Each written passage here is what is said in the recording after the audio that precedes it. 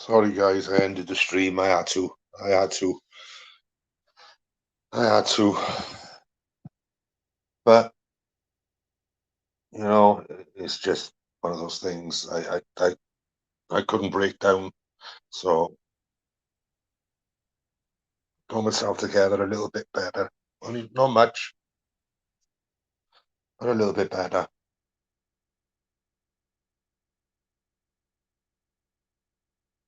But loneliness and triggers are terrible, and I'm gonna try and open a panel up in a bit, just to have a chat to someone, just to talk, because I can't be on my own a sec. I can't be on my own a minute. Can't be fucking trusted on my own a minute. And this fucking top makes me look like I got tits.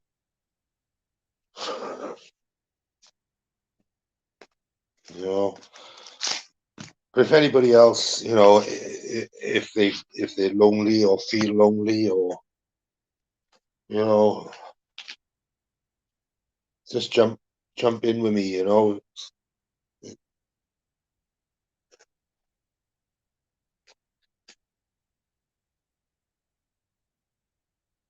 It might actually do me a bit of good and do somebody else a bit of good. They jumped in. So I might put a StreamYard link up in a minute. It's just to do me a favor and everybody else a favor. Like, grab a tip. You know. But isn't it disgusting that you can't find help? The only thing you can do is ring a Samaritans or get out of mind. Where are the mental health help? Where is it? Where is it? Where's it gone? Where's the help gone? Is everybody so self-absorbed over the last fucking 2 years that they can't spare fucking 10 minutes out their time? Or they can't, do you know what I mean?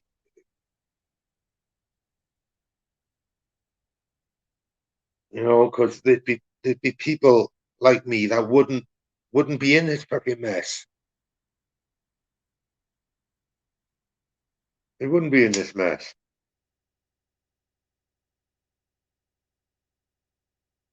You know what I mean? I know if I go down that hospital, they'll keep me in for a night and then they'll say, fuck, what's wrong with you? Off you go. Because they do it to so many. And it's fucking wrong. Really is wrong.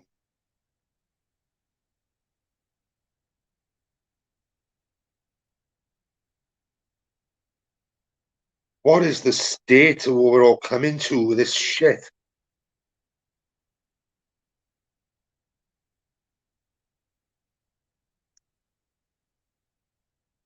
What's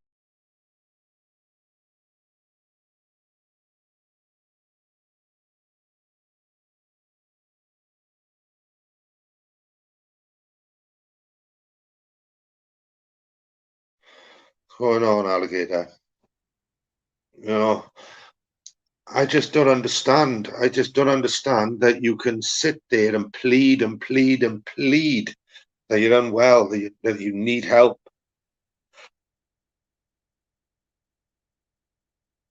And they won't, and there's just no way, no way of help. As I said, if I go to my local hospital, they'll keep me in, they'll check me, and they'll say, "Yeah, you're all right, off you go," because they can't see what's going on upstairs. They got no understanding. Physical injuries get dealt with every day, not a problem.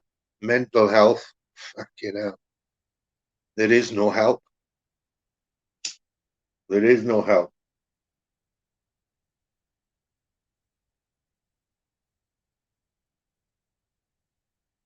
There is no help for people with mental health.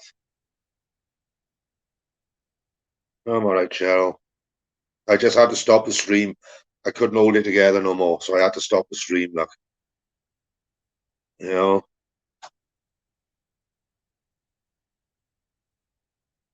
I had to. I had to. And this isn't about LJ.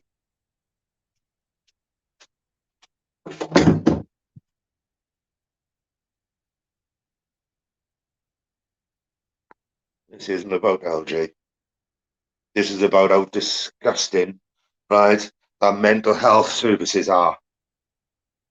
Absolutely fucking disgusting.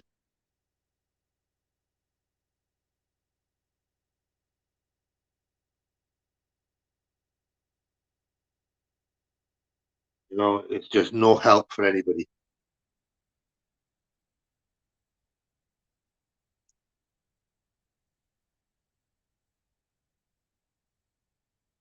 No, I tried venting earlier, and then it was all made about someone else, and that's just not.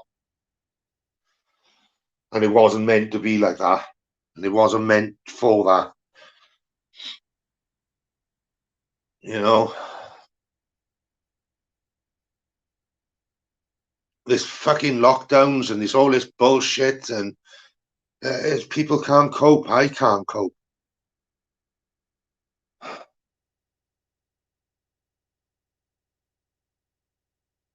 You know, my woman is strong. Lordy, how we doing, brother?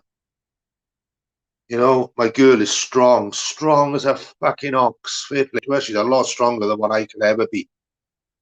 A lot stronger than what I could ever be.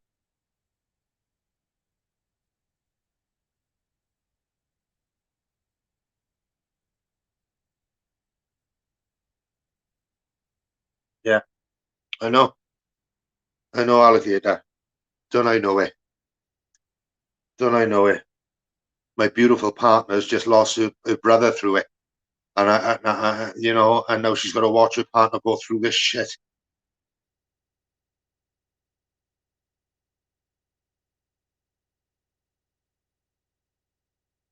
It's like, you know, it's all right for Boris and his fucking cronies to throw parties when everybody's locked up and locked behind doors. It's all right for Dickford to start his shit in Wales. It's all right for fucking McCranky to start his shit in Scotland and that fucker in Ireland. It's all right for them to do all that because they all got the fucking funding. They all got the money. They can do what they want. You know, that's lot. Fucking hell. We can't even get help. We can't even get fucking help. Now, what's that about? The fuck is that about? A normal human being that's suffering with mental health issues cannot get help.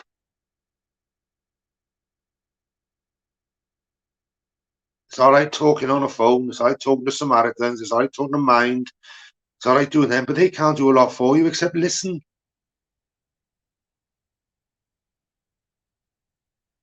Yeah, there is. There is too much frustration. There is way too much. Way too much. And, you know, if I went through suicide rates now, I bet it's fucking higher than ever because of what they're doing and what's going on. And there is nothing out there. You know, I rang the Mind office this afternoon and they were closed. Mental health stops on a fucking, you know, on a certain day, do they? Or stops on certain times. No, fucking doesn't. I went to the doctors to go and get help, and what did they tell me? Oh, well, we're going to make an appointment for you next week. Good as that. You go down the hospital, and they'll say, oh, we keep you in, do you on OBS, 24 hours, out you go, nothing wrong with you. It's bullshit. It's fucking bullshit. Now, there's people like my girl's brother who have unfortunately took his fucking life because of this shit. I'm fucking close because of this shit. And they don't listen.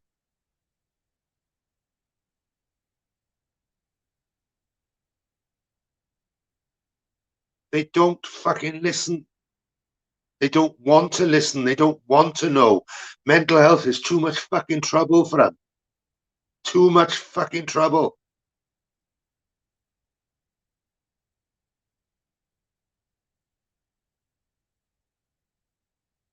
Yeah, well, Alien, I needed to see a doctor. I needed to see a doctor there and then, but I'm all right, JB. I'm all right. I had a fucking funny 5 minutes. I'm all right. But that's what I mean. You go to the doctor, they say, oh, next week.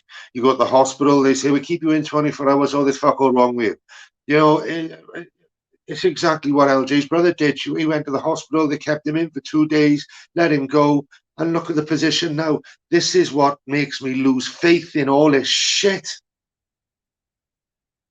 Makes me lose faith in the fucking NHS. It makes me lose faith in the people who are supposed to help you through these crises.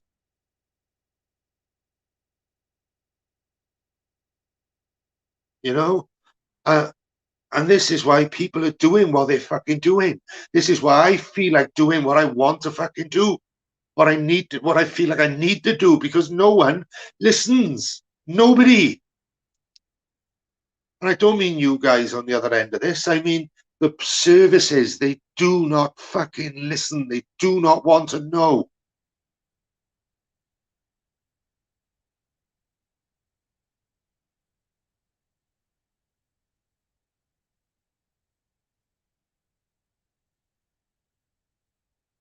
They do not want to know. Like I said, I've tried ringing Mind. Nah. Tried getting hold of a doctor. Nah. Go down the hospital. It's going to be useless. What are they going to do for you? As they say, what are we going to do for him?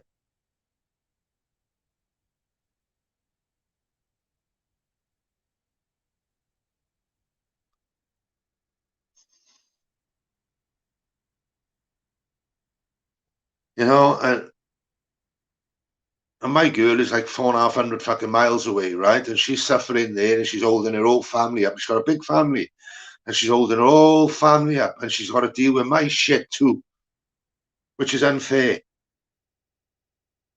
When I should be there and I should be fucking supporting her.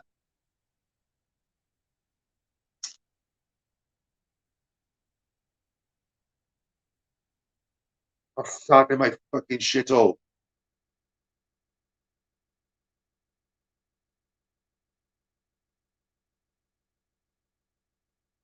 You know what I mean? It's not just that either, but people. I got fucking neighbors which are fucking driving me insane. Insane. I found out today there's a Christmas card here, right? Hang on, believe this or not, right? Christmas card, right? Sent from two doors down, right? This was sent from two doors down, but it was sent via Royal Mail. So I see my neighbour today, and I said, "Oh, thank you for the card. Thank you for the card." He said, "I haven't sent you one." So I said, "What? So how come you haven't sent me a card? I've got it in the house." No, no, I haven't sent you a card. So I come home, looked at it, I rang him, and I said, "Well, it says your name and everything." He said, "I haven't sent it to you." These two fucking neighbours are playing with my fucking mental health. They're sending me fucking Christmas cards through the fucking post, saying it's someone else. I'm putting loads of fucking shitty writing in here. You know, it's not just that. Look at all this shit they write on it. Because I smoked a bit of weed. Oh, Happy New Year, bro. What's going on? Smoking. When will I have an invite? Blah, de, blah, de, blah, de, blah. That wasn't even off the person that was supposed to have sent it, that they say have sent it. It's these two fucking pricks that are next door and upstairs to me, driving me fucking nuts. This is the shit I got to contend with. This is the shit that nobody knows about.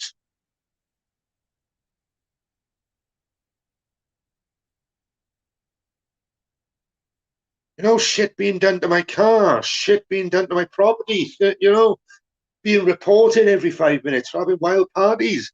Fucking hell. Please tell me when I'm having a wild fucking party.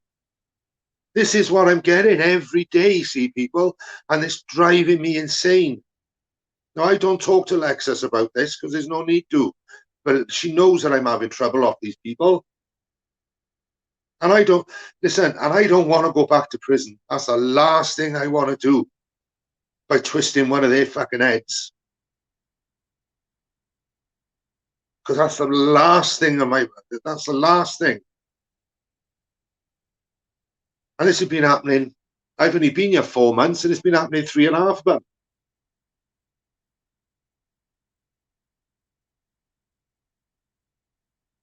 You know, like when your bins are empty, how stupid is this? When your bins are emptied, right, there's certain bin men, they won't take your bins if there's certain items in your bin.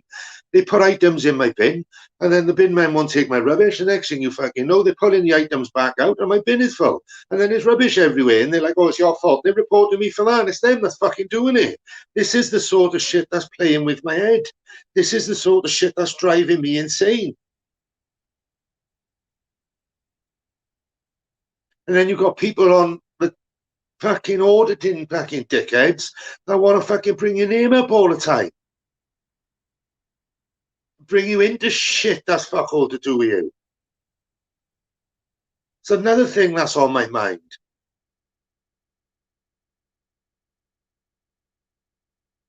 Natural come into a chat the other day and give me a bit of fucking grief, calling me a wrong and everything else. And he talks about mental health like it's a fucking piss in the wind.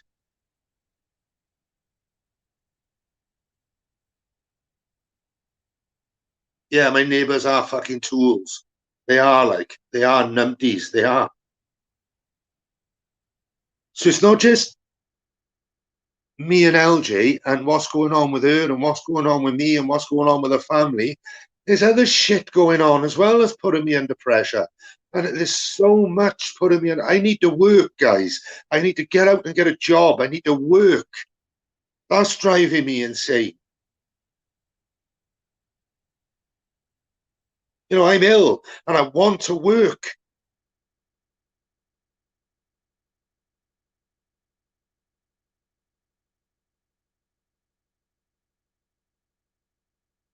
I can't fucking live on £500 a month. I can't do it. I don't eat from one day to the fucking next. I'll eat a lot one day and not eat anything the next because I can't afford to. I either keep myself warm or I get buy food. It's stupid. I'm not the only one in this position. There's loads of people in this position that I'm in.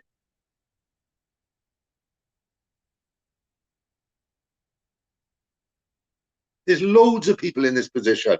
So it's not just, life's stresses have got a lot more, especially over the last fucking 2 years.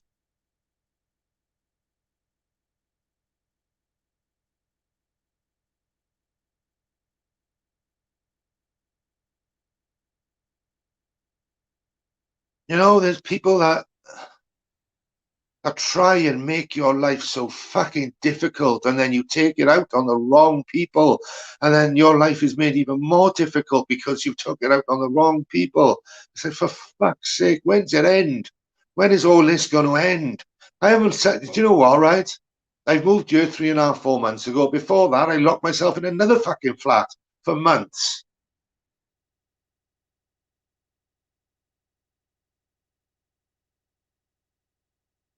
And they wonder why people have fucking wanted to do things to themselves and hurt themselves. And, you know, and then when they actually drive you to that point, if you actually feel in that way so severely, then there's no one there to help you. There's no one there to pick up the fucking pieces afterwards. The only people that pick up the fucking pieces are the family. Families pick up the fucking pieces afterwards.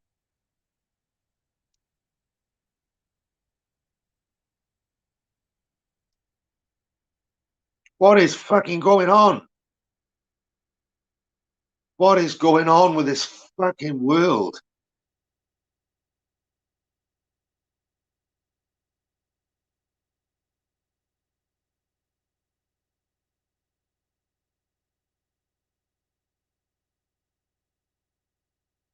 But it's no good for anyone, Alien. It's no good for anyone. No one. It's no fucking good. And this fucking YouTube, right? It's a lot. Fuck me. It's a lot to blame for a lot of shit. This YouTube. I watched a video on Chris Packham earlier. I don't know if any of you know who Chris Packham is. Um, he he got he got absolutely hammered by trolls, hammered to the point where he had his front gate burnt down. He's had his property damaged. He's had his vehicles damaged. What the fuck? It's a fucking social network. What the fuck? Driving him insane, driving him to the same point I am now.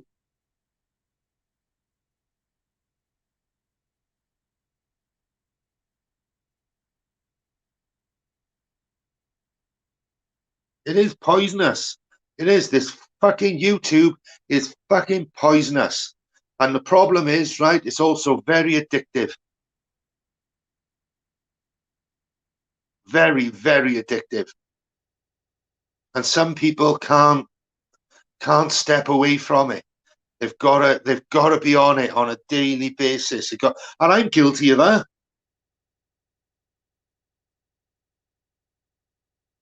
I'm guilty of that for being on here every fucking day. It's fucking life ruining, man.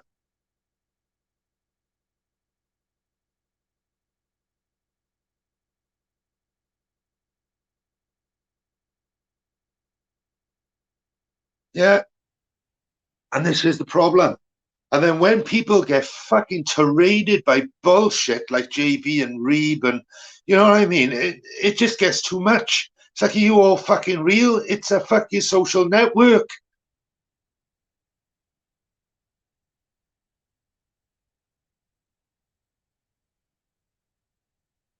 Do you know what, beauty therapist? I've done that 5, 6 times over the last 4 months of being on here. And within a week, it's back to the same old shit, even before a week, 3 days, 4 days.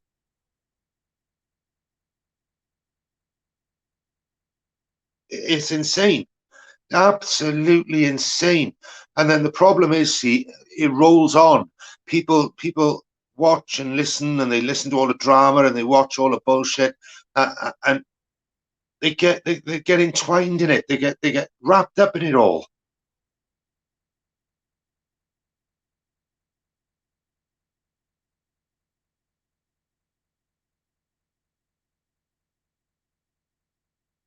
Yeah, yeah. That's exactly what it's like. Alligator, that's exactly what it's like, right? You fucking sit there and you bury your head in a fucking tablet or a phone, and nothing else then matters. Fuck all else matters.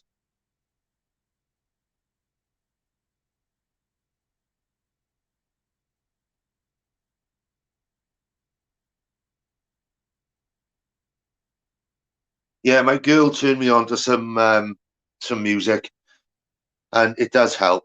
It does help. Some of the music that's on there. It really, really does help. It does. I've taken. My battery's going to go dead. Hold on 2 seconds. Let me hear you. You.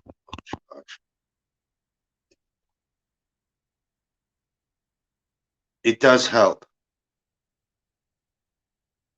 Yeah, the screen becomes reality, and it seems like uh, it's overtaken. Right, it's not so much overtaken my life, but it overtook my fucking girls. It's overtaken my girls. It have. The only place she can go to chill out from worrying about what she's worrying about at the moment on her plate is coming onto this shithole, right? And then fucking posting fucking loads of links. And then and spends hours and hours doing this, hours and hours and hours doing it. And it's really fucking unhealthy, really unhealthy.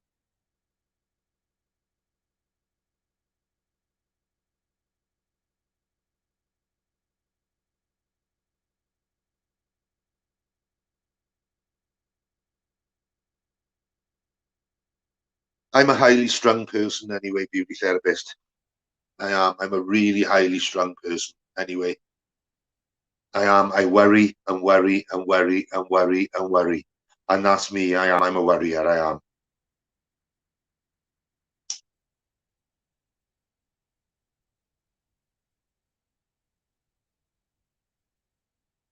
I always worry.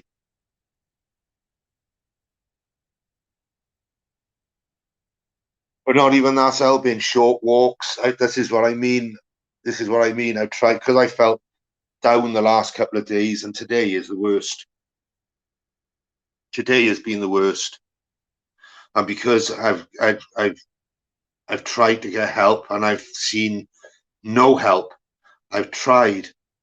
Nah,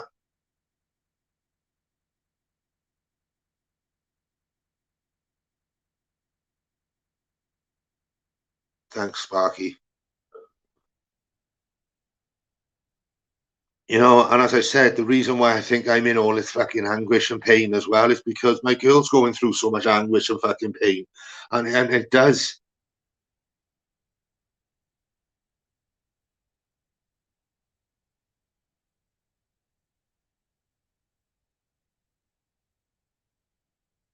You know, I find that and a lot of people's releases is coming onto YouTube and doing their thing. But the problem with YouTube, right, as I said, it fucking drives you insane because it's just bullshit after bullshit after bullshit.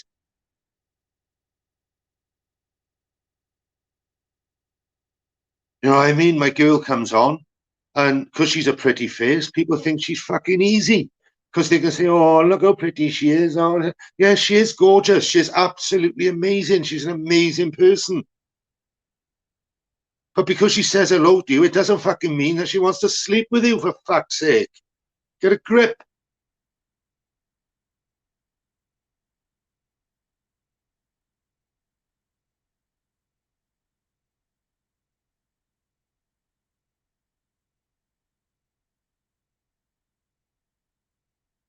It does have an adverse effect. And if you spend way too much time on it, right, if you spend way too much time on it, it fucks with you.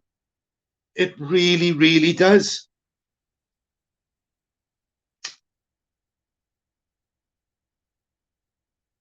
It really does fuck with you.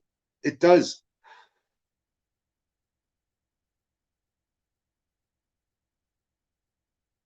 And it's all thanks to this goddamn thing. And the way we're being treated at the moment. And the way that we got to be under these orders of do this, do that, do this, do that, do this, do that. I don't give a fuck. I talk about the virus all day long. It's a fucking common cold now. What the fuck, like? No bigger than the flu. What the fuck?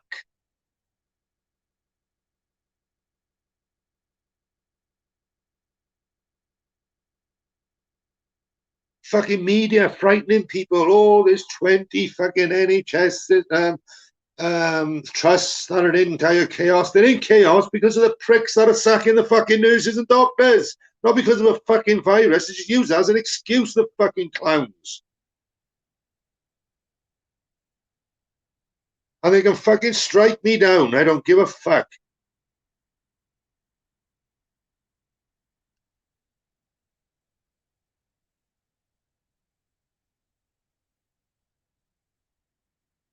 Deaths have gone down. All right, the rates of people catching it have gone up. Fuck me, there's more people died of the flu than they have this fucking COVID now, but then they're still saying, oh, it's still a bad thing. Fuck off on your way. Fucking, you've done enough damage to us. You've done enough damage. Government have done enough damage to everybody. But the question is, can we recuperate from this fucking damage? Can we recover? Will they let us recover?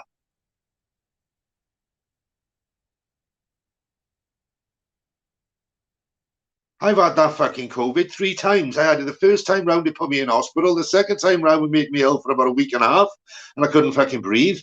And this Omicron, right? 2 days, I was back up and running. The fuck, like?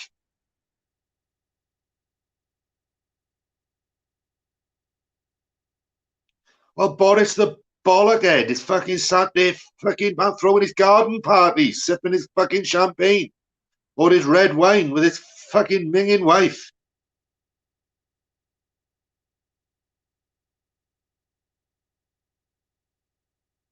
Well, we all have to sit in one-bedroom flats on our own, driving each other fucking nuts because we can't go and visit people and people are too afraid. Do you know what? I haven't seen my fucking family, my mother and my father, right, they're elderly. I haven't seen them properly in fucking weeks. I've seen them on my doorstep twice in the last, fuck me, 8 months, 9 months.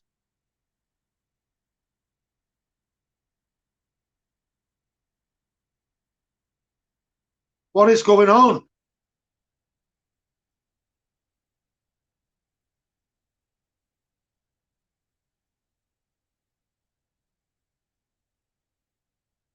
You know, I don't understand it. I don't know. I've seen videos of people saying you can't play your ball games in the front garden because of COVID. What the fuck? Get the fuck out of my garden. It's exactly what I say to them. Get the fuck out of my garden.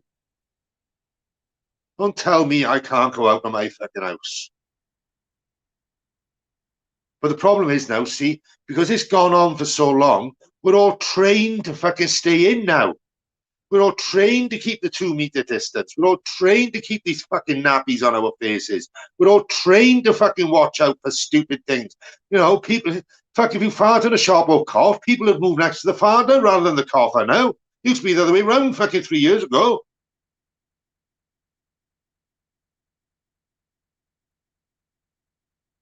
And this is why people's heads are fucked.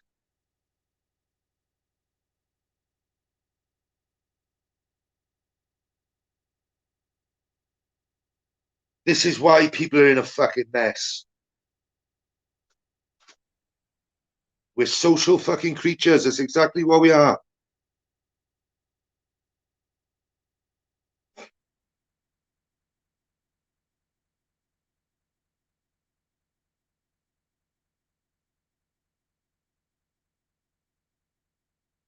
You know, and mainstream media, that's another one that's fucking terrorizing people, man, in their own fucking living rooms.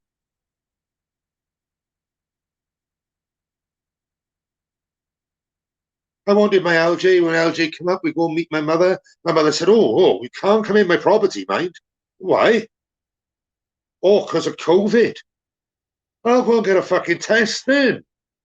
I won't get a lateral flow test and do it before I fucking come in. Oh, no, no, no. They can't be trusted either. What the fuck can be trusted?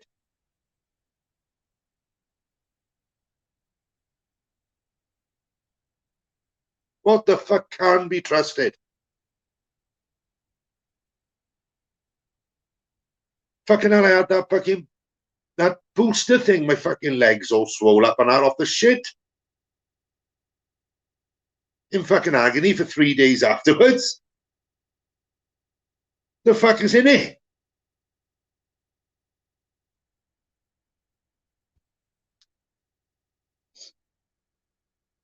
Fuck off with the next one.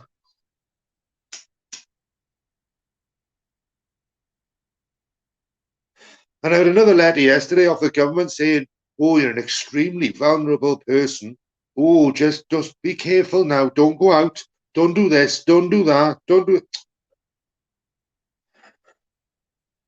I looked at it, ripped it up, and threw it in the fucking bin.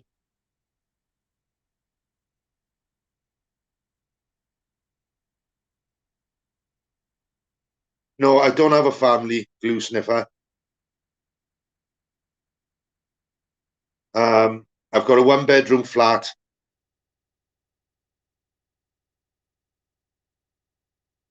£300 goes on bills.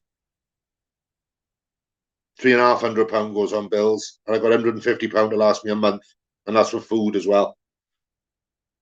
So no, am I really that lucky?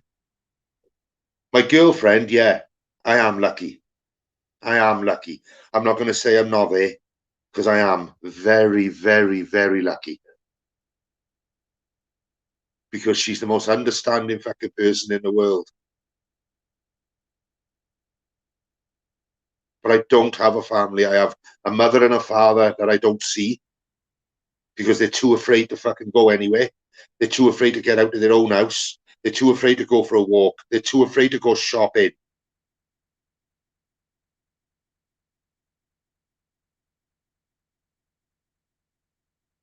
Yeah, I got a mum and dad, but I don't get to see him. Look, he's my stepdad. He is, but he's a lovely guy. He treats my mother with total respect, and he has his ups and downs with his mental health, the same as my mother. They have their ups and downs, but they listen to all this mainstream media bullshit. Don't go near anyone. Don't go here. Don't go there. They used to go out to restaurants. They used to go out and eat and everything. Now they can't. They won't. They won't. They have Uber deliver their fucking food for them because they're too afraid to go to supermarkets. How fucking stupid. Too afraid to come to my front door to visit their own son. Won't let me near them because they're too afraid of catching something. So for the last 2 years, it's just been phone call here, phone call there.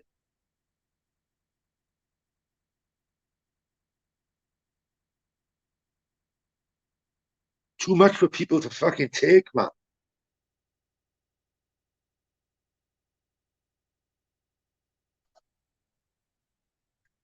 Too much for people to take. You know,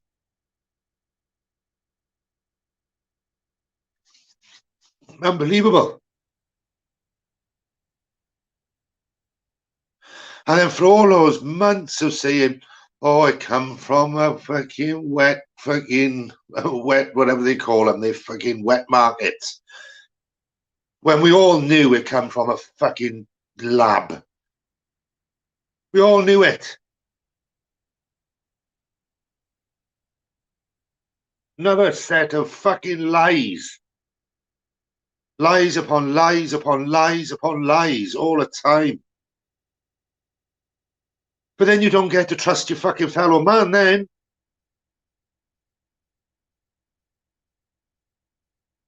It doesn't make any sense to me.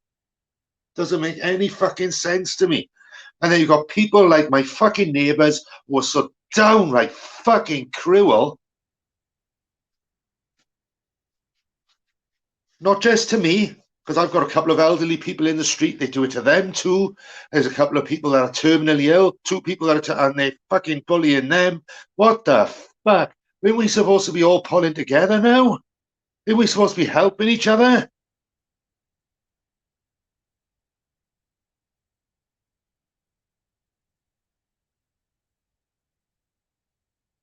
What is fucking going on?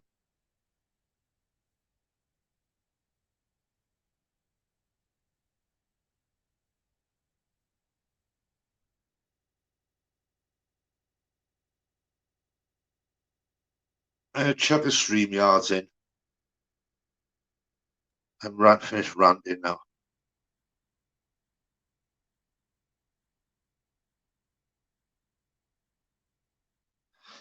I'll see if I can pin it. So I get on my tablet.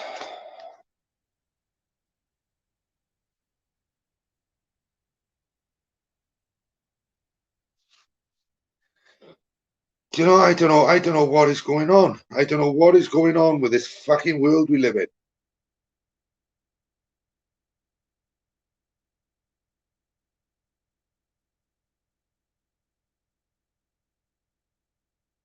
I really don't know. I really don't understand. Can't get my head around it. And then that puts pressure then on your relationships with your family, your relationships with your partner. It just puts on so many fucking pressures.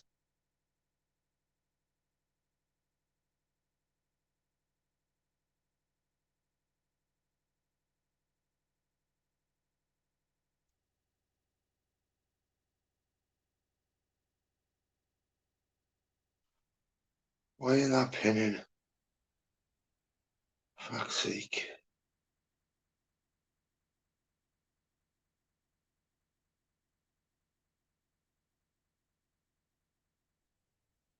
Oh, I don't know why it won't pin.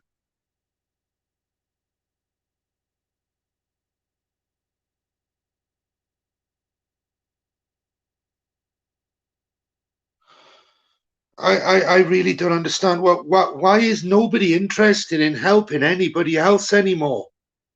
Why is it this fucking culture of, oh, fuck this, I can't help you, fuck you? Where's this fuck you Jack culture come from? Where's this? Where do the people that say, oh, I can see you're in pain, I can see you're going fucking mad, I can see there's something not right with your mental health, there's something, you're so depressed, come and have a cup of coffee, talk to me for an hour, talk to me for 5 minutes. Well, where does all that gone? Back in the day, right, you could leave your back door and your front door open. Do you remember those days, guys, where you could just leave your fucking front door wide open and nobody dare come into your own fucking house? Nobody dare. By the times you walk out your front door and you go, hiya neighbour, how you doing? I'm good. Do you want a cup of tea? Yeah, cup of tea over the walls, cup of tea in the street, whatever. See the old lady carrying her shopping out the back of a car and you can't fucking get it. She can't carry it all. Where's the people that are going, should go and help her? Where are they? Well, what the fuck?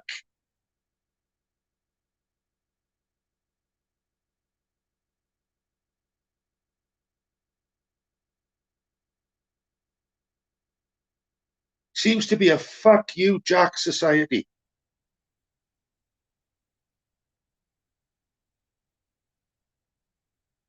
Fuck you, Jack. I'm all right.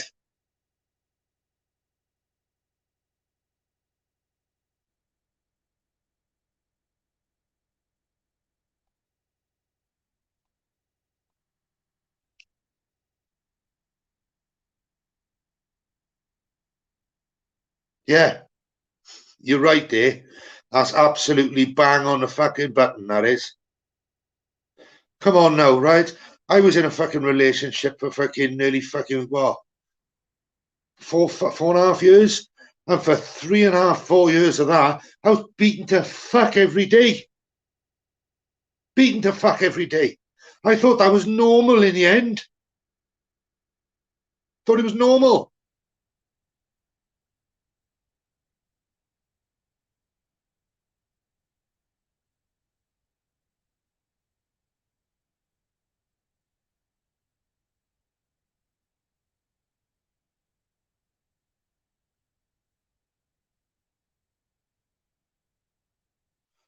It is.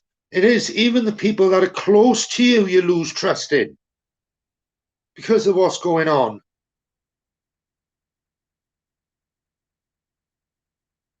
It's insane.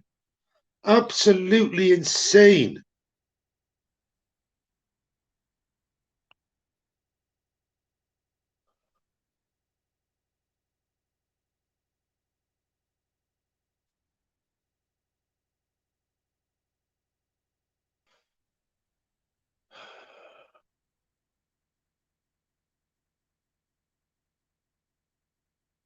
I'm trying to pin this link and it won't pin. Oh, hang on. There we go.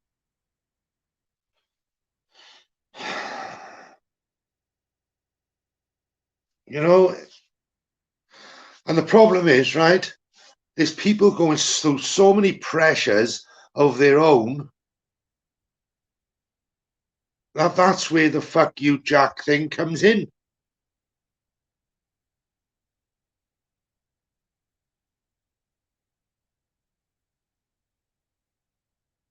It is. And I'm lucky. I'm lucky. I got an absolutely wonderful partner. She's absolutely amazing, right? She is absolutely fucking amazing. But she's going through so much fucking shit at the moment. And then she's got to deal with my shit on top, which she needs a fucking medal for.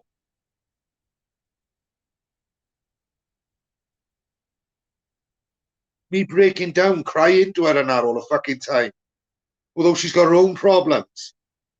More serious than what I think, to be honest.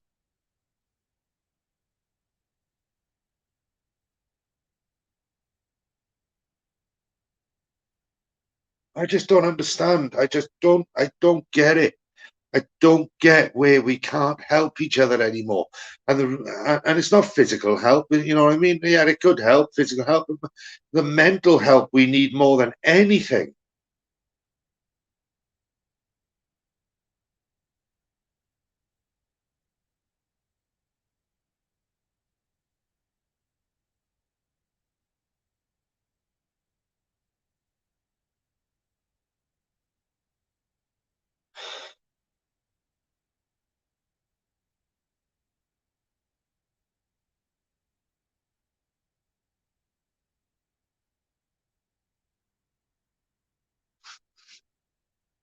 You know, we all need that fucking help and that reassurance sometimes.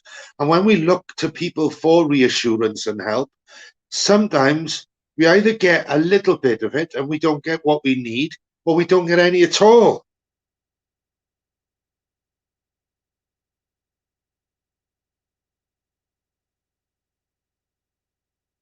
Where the fuck of all the, I just don't understand it. I can't get my head around it, people. I can't. I can't get my head around, right? When there's people out there that need serious fucking help, they don't get it. They don't get it.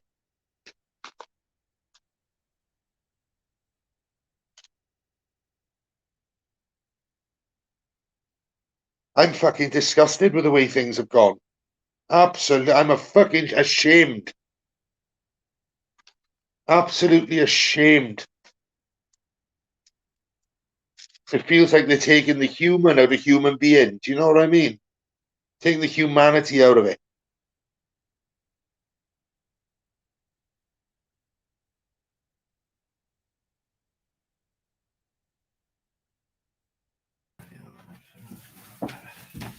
Streets of gold. Aloha.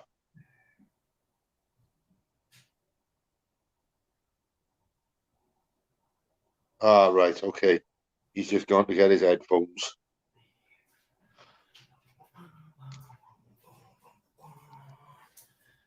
What I'll do, Streets of Gold, I'll pull you back.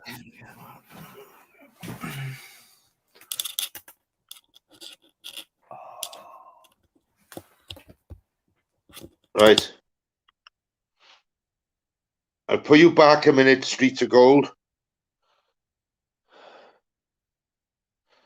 You might have to come back in, brother.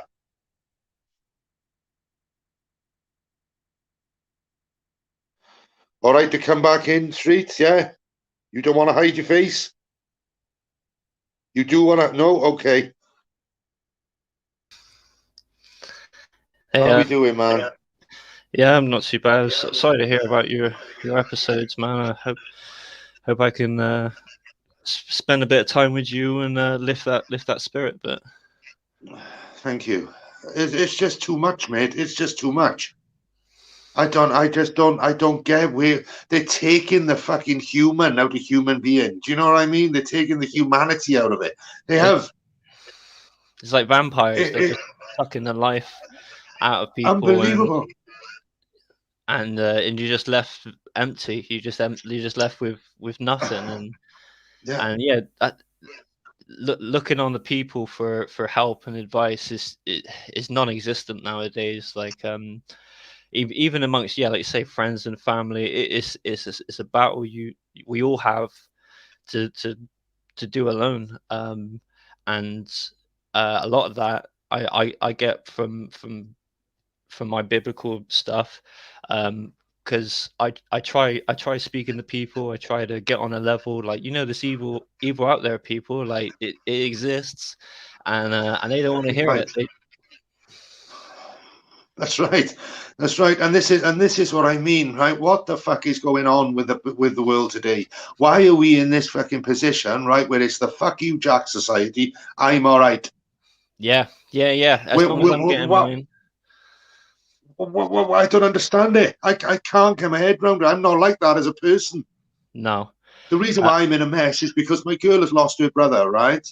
Through suicide, right? Through mental health, right? And now I'm losing the plot myself through my own fucking mental health. Yeah. Which is causing a strain on me and my partner. Yeah. Do you know what I mean? And it makes things 10 times worse. So she suggested to me yesterday to go and get some help. I have not, I spoke to her today and I didn't tell her I was doing these things. But I went off and I thought, right, I'll try. So I tried the doctor's surgery, as I've said. I've tried that. Or we can give you an appointment next week. Well, that's no fucking good to me. No. I'm suicidal now. Yeah, I need to speak to someone. I need to chat. Yeah. Have you tried Saracen? Is it Saracens? No. I've tried Mind. I tried ringing Samaritans. That's the one. Right. I've tried the Samaritans. Yeah, yeah.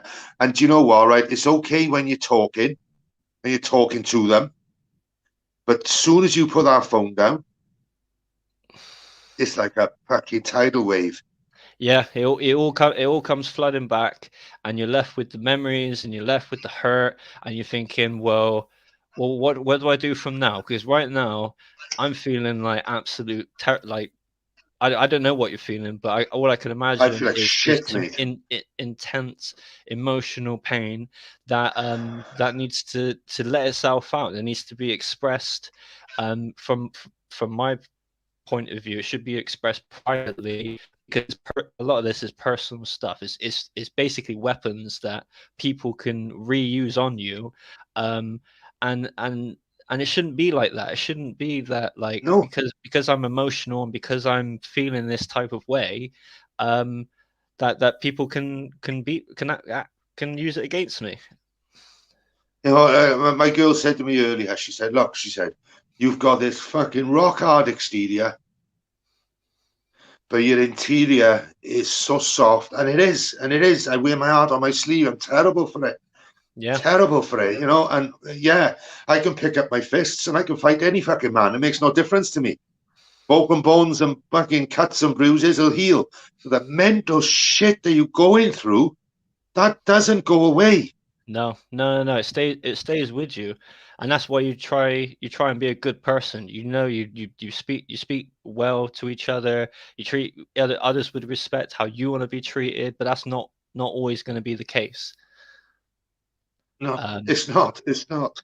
and And as I said, I rang Samaritans and I spent 10 minutes on the phone to them, and they went, "Well, how do you feel now?" And I yeah, was like, "Well, the same as what I did before I fucking rang you." yeah.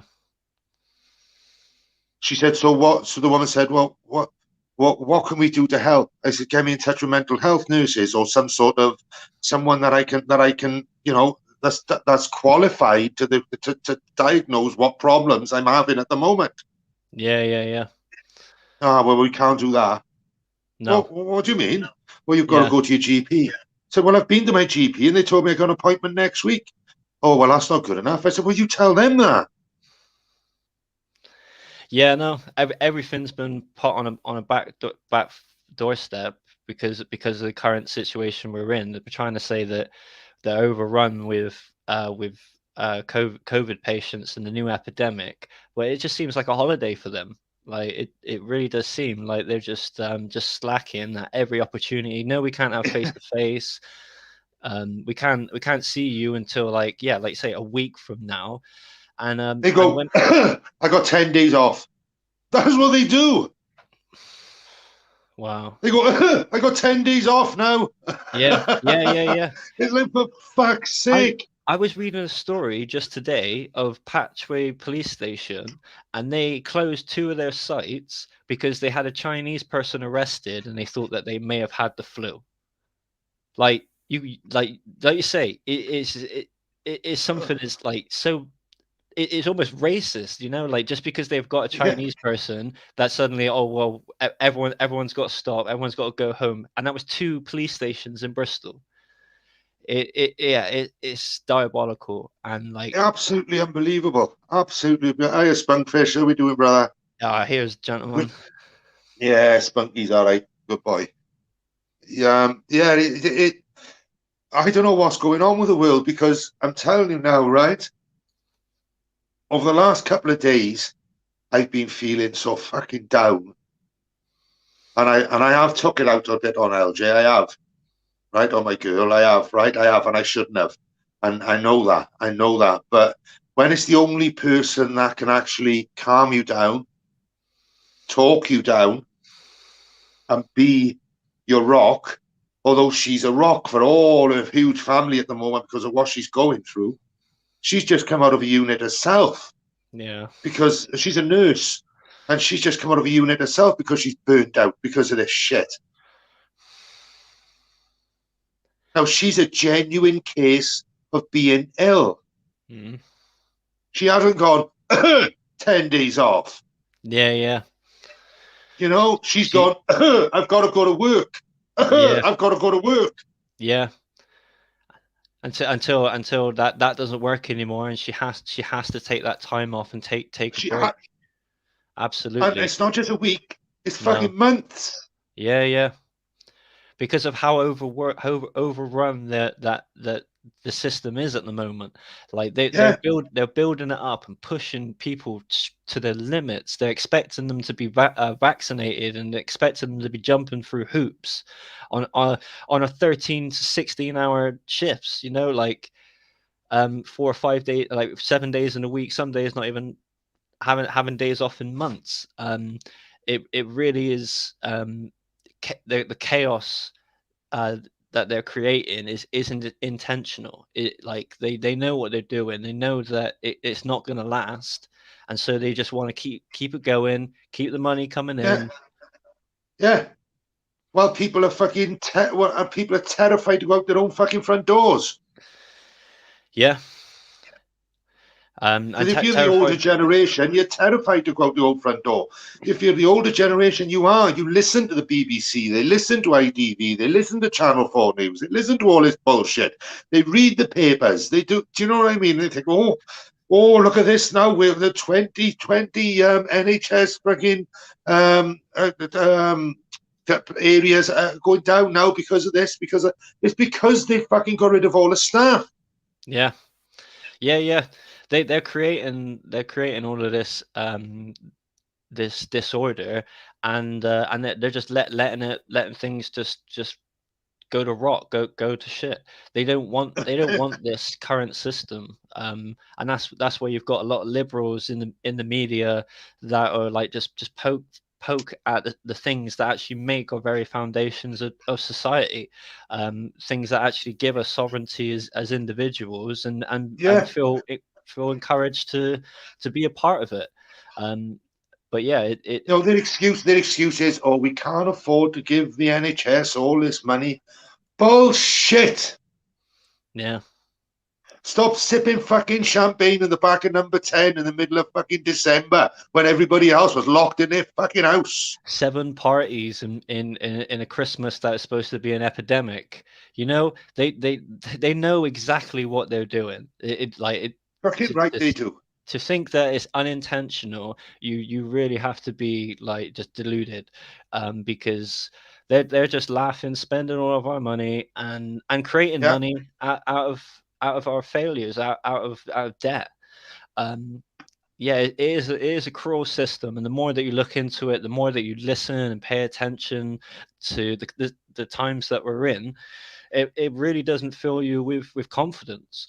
And that's why I go to the Bible. I go elsewhere to look for comfort and look for that humbling feeling of joy, which takes time, like to get to that stage. And like I can't say that I'm a perfect example of somebody that goes to church and is a good boy, because I do make a lot of mistakes, but I do find encouragement in having conversations like this with people that want to listen, you know?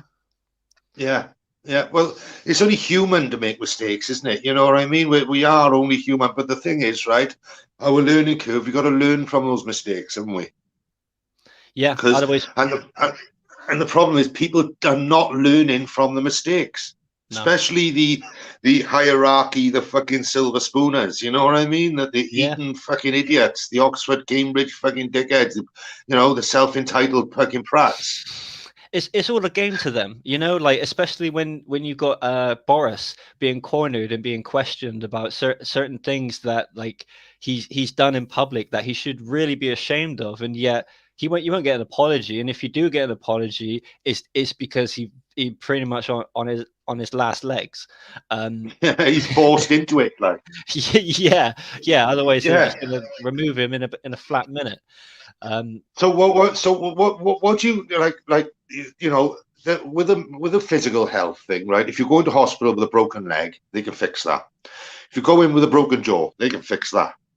Right? Anything that's physical, they can fix. But it seems like they're sticking everybody with a mental health illness on the back burner. You just sit back up there now. You're all right. You just keep quiet and fucking bottle it all up until you're fucking swallowing pills or you're doing something stupid to your fucking self. Yeah. Well, it's undoing what the nature of the system intends to in the first place, which is for us to destroy ourselves. Is a reason why the suicide rate is tripled at the moment. Like people are just wanting an exit. People are wanting to drink themselves silly. They're wanting to do drugs. They want to smoke as much as want. They want to play computer games. They want to be lazy and just let the world go by and do its own thing. And that is what's being encouraged from the media, from the education of the television. It is. You know, and yeah, they don't want us to get together and be thinking as individuals. They want us to all be classed as our group, as white individuals, or as people, or like they don't want us to be ourselves. You know, it takes a lot of thinking and heartache to get to a level of acceptance, really. Like I said, like I done a live earlier, right? And I had to stop it. I had to just end it because I was going through so much fucking anguish in my brain. I was going through so much pain, and I thought I can't do this. I can't, and I had to have 10 minutes because I broke down. I couldn't hold it together. No. And this is how I feel on a fucking daily basis. I can't hold it together. No. I think now, what's wrong with me? Yeah. But I don't know if there's anything wrong with me or is something wrong with the society that's put me in this position, that's made me feel this way. Well, it's that feeling inside, and you're realizing right now, from what I'm gathering from you, that I could be wrong, is that you're not happy. You're not in the place that you were when everything was going smooth, and everything was going in a direction that you wanted it to be. And as things creep up on us, like that we don't have answers for, because we won't have all the answers. Even when I'm talking to you now, like I'm not going to be able to hit every note that needs to be addressed. But what we can do is try and learn what we can be hopeful in the future. And my biggest thing to be thankful, to look forward to in the future, is heaven. But everyone else has their own thing in life that gets to them up me, in the right? morning. Heaven is a great thing, right? Because at the moment, I think we're all living hell. Yeah. This is Satan's, simple as that. We're all in a living hell. Yeah, but in the mindset that we're in now, is that like you could be going through these intense emotional experiences, and you're, like you say, you're experiencing hell, and the only person that is able to get you out of that is the Son of God. He's the only one who can put that spirit. Sorry, got my iPad. That spirit of joy, peace, happiness, grace, humble. He's the only. He's the owner, the creator of that, and he can give it to you whether you're saved or whether you're not saved. And like, as much as I could talk about these things, a lot of it we've got to learn for ourselves.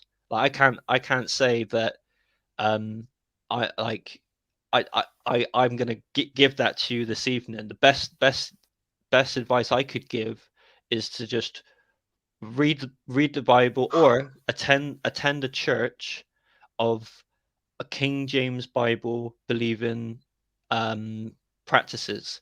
Now when you're going on to religion, I'm more agnostic than anything else. I'm an undecided one. I get that. Right. So I'm not, I used to be very atheist. Yeah. I've gone agnostic now. I get that. And like, it's the thing about it is it's not something you could learn in a few minutes.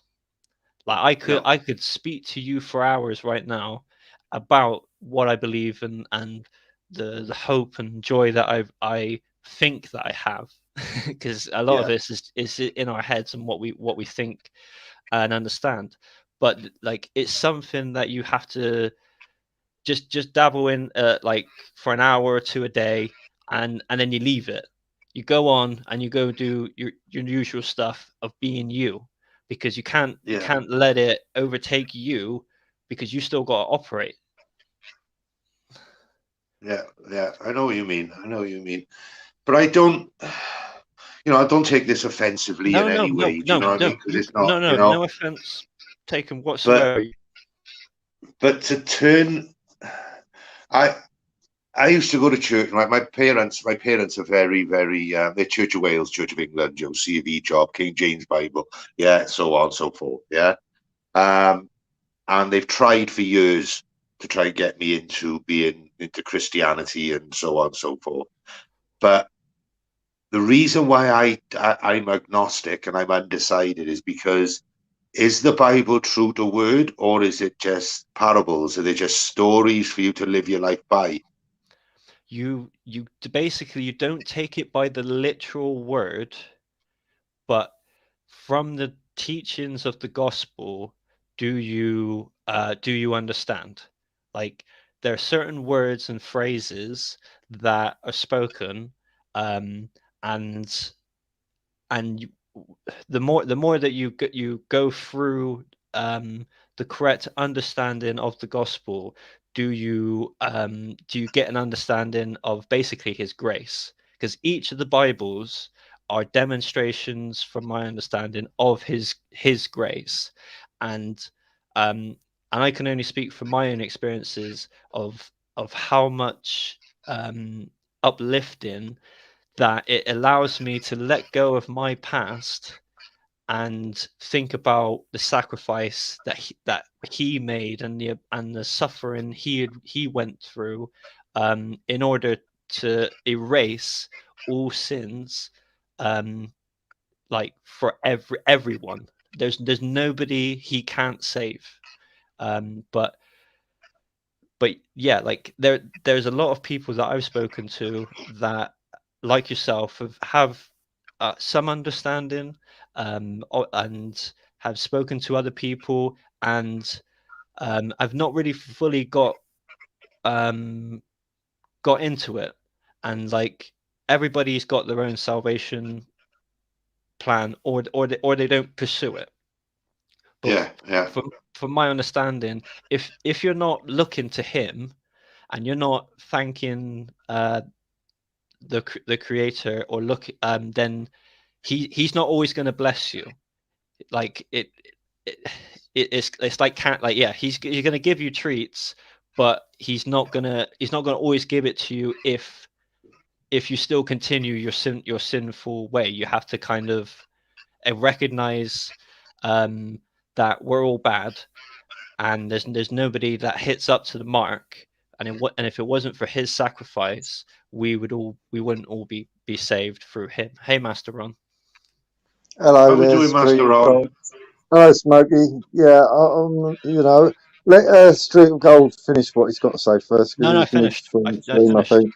No, I finished. Yeah, I got to be honest, guys. Right, I got to be honest. In the last 2 days, right, as I said, I'm agnostic, right, but I haven't prayed as much as what I have the last couple of days, right, especially the last 2, right. Prayed for myself, which I shouldn't be doing, but praying for others too. Praying for my girl, praying for their family, praying for the pain they're going through, the pain that I feel from her, which isn't doing me any good with my mental health. It isn't. And it's not her fault. It is what it is. It's a fact of life. Everybody feels the pain when someone passes. Yes. But and a lot of people are going through struggles, and what we do, well, like you've said, is we take that to the Lord, and we give it to him, so that he catches wind of it. He hears our thoughts, but then, like you say, we can't dwell on it. We must leave it, so to speak, to him to deal with, and have that hope that things will improve in time, as things do. Like when we go to a hospital and you've got a broken leg, you think, oh, like you think the worst. I'm never going to be able to walk again. But then there's countless amounts of stories of people that have recovered from the worst of worst conditions, and that gives you hope for the days to come. Like we can only live in the now, in the here and now. As much as we like to put things off, like, oh, we'll do it tomorrow, we'll do this another day. There's some things that we've got to spend at least like a bit of time each day to kind of make that change. Yeah, I think it's down to the individual, to be honest, right? The only time I pray is when there's fucking trouble. Yes. Well, the only time I pray is when there's trouble. Exactly. You know? And we should also be praying when there's joy, when there's something good, that you're thankful for it. We need to always remember what we appreciate, because when we forget about the things that we appreciate, that's when we let all those little things that shouldn't really bother us take control, and next thing you know, you're just raging because of things haven't gone your way that day. And there's always going to be those days that test us, and he's always there. That would be my ending comment on that. Yeah, that's the thing. I as I said, I'm agnostic. I'm not, so I'm undecided, as I said. But when there's trouble, like ever since my girl have had her bad news, I've done nothing but pray for her and try. And she doesn't know this. She doesn't know this. I don't have to tell her these things, obviously, for obvious reasons, because they're personal to me. But and she and I worry a lot. I worry all the time. I worry if she's okay. I worry if her family's okay. I wonder if my family's okay. I worry. I'm one of those people that do. Yeah. I and the only way I can see any sort of way out of it is by saying a little prayer here or there. Is there anything you want to add, Rod? Yeah, I don't wish to offend anybody who believes or not believes. If it brings you, makes you happy, then it makes you happy. But one thing I have noticed is that the church itself, by what I can see, have turned their back on people. And that's having an effect on a lot of people, because I would have thought that these were the times since right at the beginning of the end of March and onwards that people who were religious, devoted and what have you, that would have been the biggest time that they needed the priest or whatever religion it is to be able to go and speak to their congregation. But the church closed its doors to everybody. When a priest was arrested, I saw it twice in Canada. The heads of the religion, whatever religion it is, should have gone up in arms and turned around and said, "You cannot do this," and they kept shut. You had the Pope shut. Whoever it is, the bishops or whatever, cardinals, whatever they're called in England, shut. Yeah. And they're not speaking up. I know there was one, not last year, but the year before, a bishop did actually speak up, but he was soon enough shut down by, I think it's a Catholic bishop or something who spoke up, and the Pope shut him down and everything.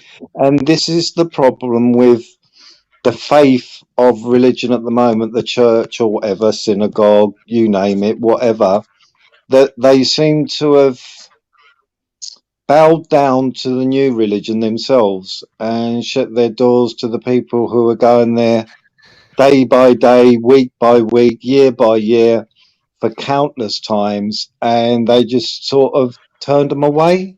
And I think that's that doesn't, for me, I'm not here or there, but for me, that's disrespectful. Totally Okay. disrespectful, Well, because during hard times, that's what they're there for. what I would say to that is almost like it's interpretation of words. So like religion is then is understood through is multiple, because you're talking the Jewish religion, you're also talking the Muslim religion, you're also talking about the Christian religion. When it comes to the Bible, there is only one. Like that, like there's only one understanding, one true understanding of the gospel. And a lot of the mainstream churches, they run with false doctrines. They either add or take away from the original text, that I believe it is the original is King James. And so what they do is they even have the devil, from my understanding, be Jesus. Is that Jesus can confirm the word of God. He'll tell you the word, but usually it'll be followed up with a question, or like a statement of doubt, to what is being said. But a lot of this, it's not, you're not going to get it the first time that you pursue it. And a lot of people that do pursue this understanding, or trying to get somewhere down this avenue, just find themselves lost, and like you say, having their backs turned from pastors and preachers. And another thing you also said was the head of the churches. The head of the church is Jesus. I don't look to no pope for a message, or for even a pastor. Like, as much as a pastor has something to say, the the final line, the final word is from the book. It like that would be what I would combat that point of view. Not to say that you're wrong, you are absolutely right. There is abuse within the church, there is abuse within the doctrine and the teachings, and like that, a lot of them still celebrate Christmas. It, for me, is mind-boggling. But that's the things that I believe, and that's not to say that people can't celebrate those things, because I think as long as people are celebrating the joys and the mercy that is received from Jesus, then people should be able to express themselves, without creating too much sin. Yeah, you know, I was on a panel the other night, and religion was brought up in a section of it, and everything. And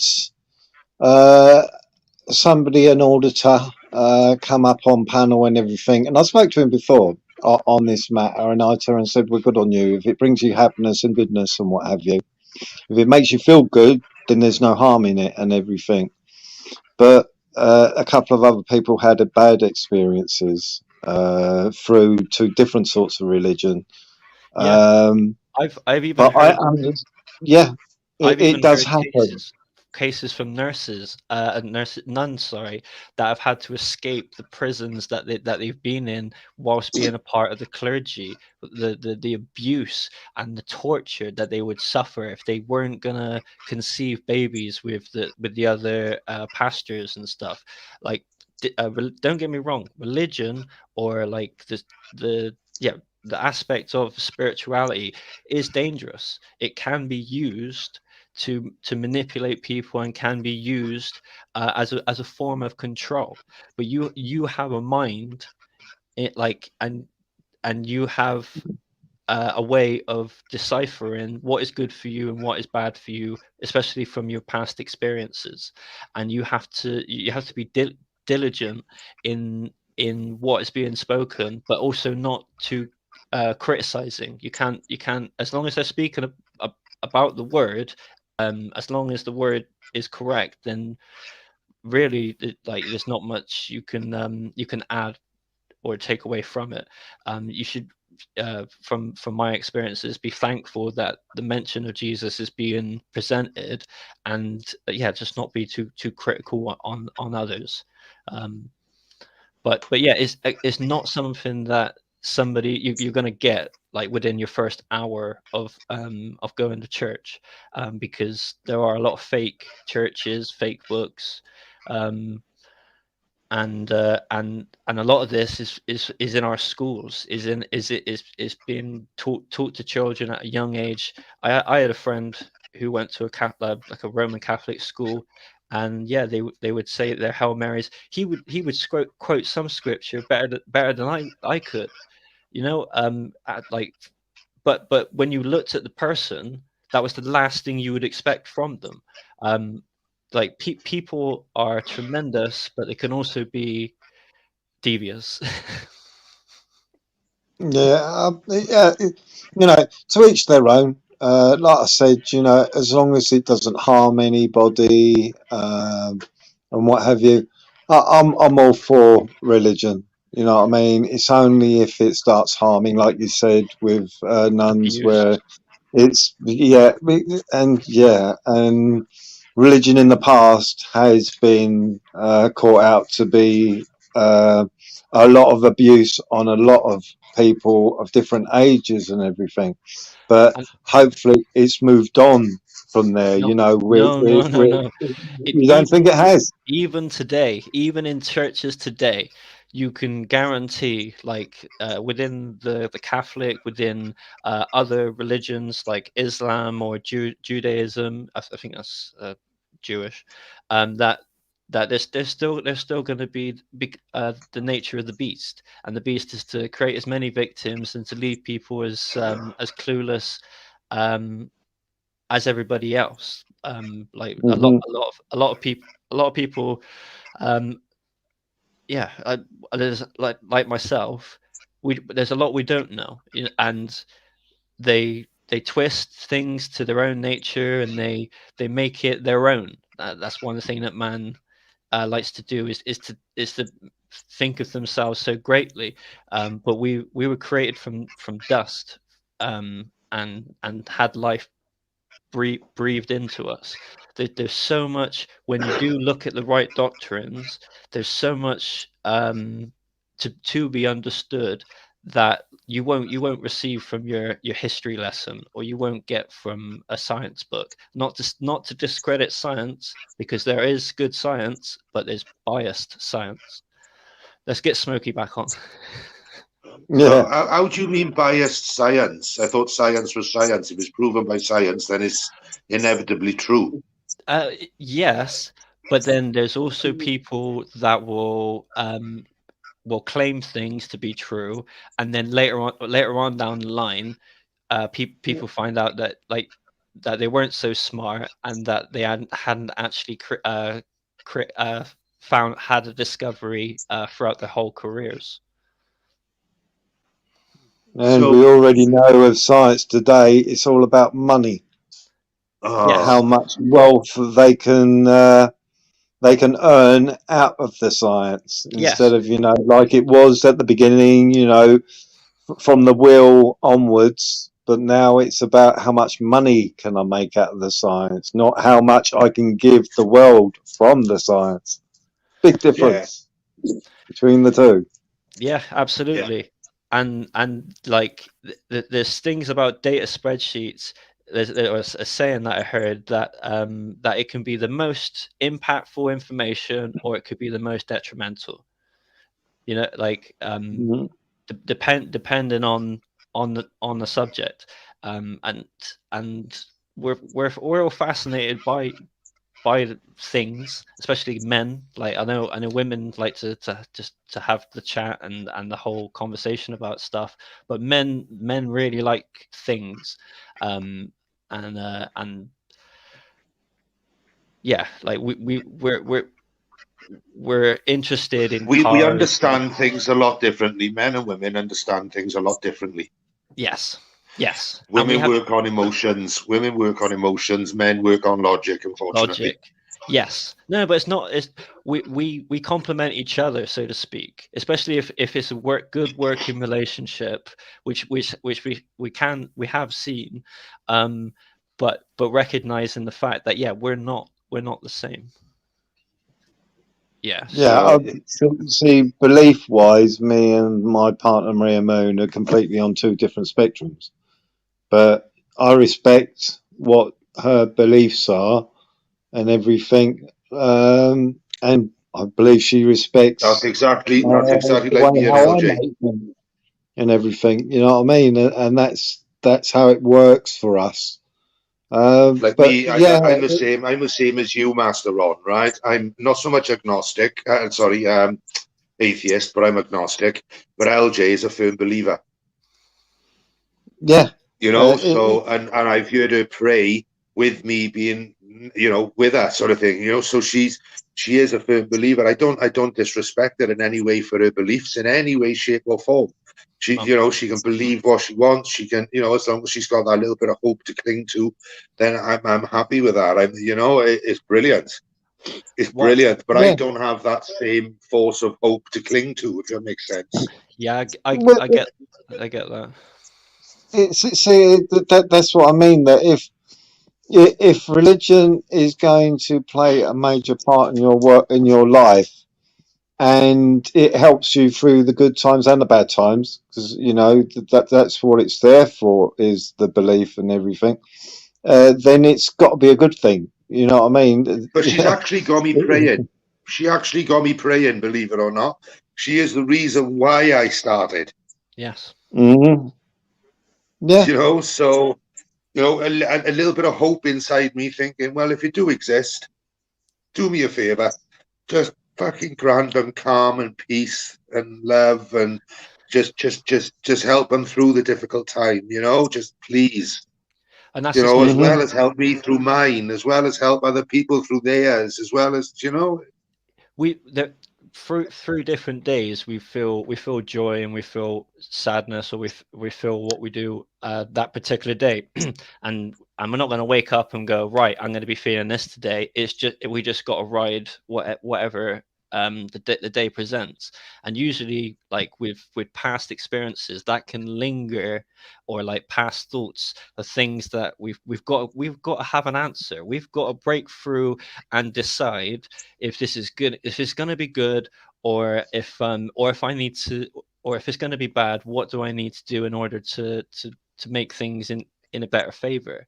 And a lot of my direction into these thought patterns is from just not no passion, no wanting to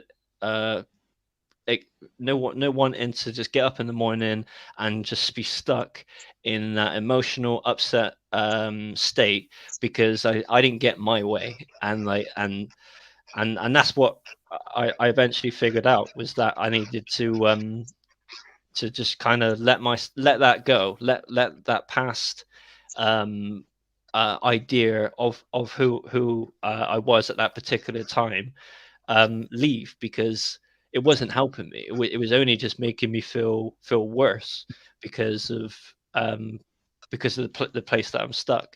I'm not saying now that I'm 100%. I'm probably 70% better off than I was, but you have to rethink about what direction you want things to be heading in, and yeah, it's never straightforward. No, yeah, you're right. It's never is straightforward. Nothing ever is straightforward. That's the problem. Nothing ever is straightforward. We're by design, we're selfish creatures. Yeah. Unfortunately, by design, we are all selfish creatures, one way or another. By design, it is what we are. And if you can't, you know, once you see that selfishness, you become selfish in something else. It is what it is. This is human nature, you know. But what I'm finding is there is nowhere to go for anybody when they want help, whether it be the church, whether it be, there's just nowhere to go anymore. There's just no one to speak to. I find the church comforting, but the church that I attend is an online church. So I'll listen to ministries, I'll listen to the words, and really feel those convictions for that selfishness, and after a while, like my mood and my thoughts and my prayers, they adjust and they change. But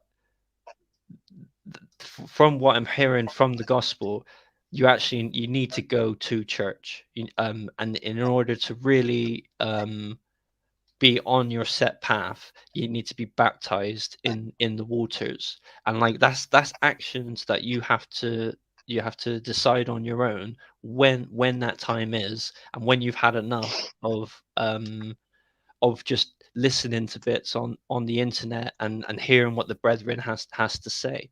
um I've had to disconnect myself with so many of my past friends, in order to somewhat feel sane, because I'm speaking about my views and speaking about my beliefs, and they don't want to hear it, and I'm hurting them by being me.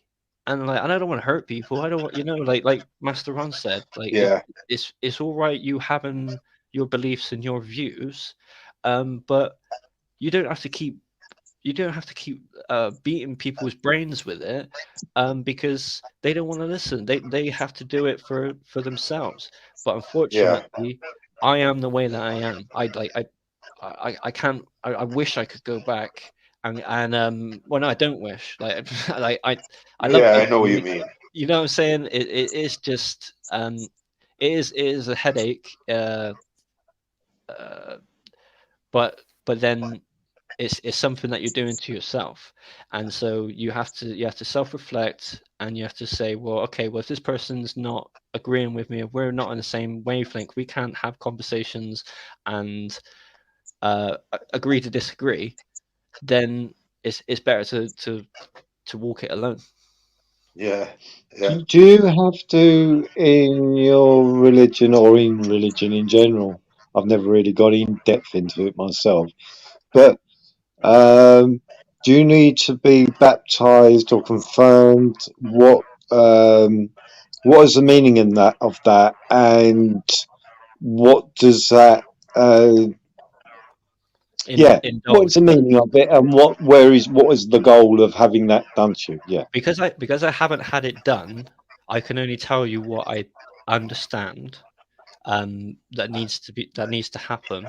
And basically, you need to speak to somebody that has more authority within the scripture than you, basically. So somebody that's either a part of the church or has a greater understanding within the scripture, and that's understood to start with. So you need to go to church, and you need to confess your sins, because we've all been bad at one time, and just like you would confess them to in your prayer to the Lord, that you know you were wrong, you know that you're a wretched sinner, and these are the things that are going to hurt you on the other side.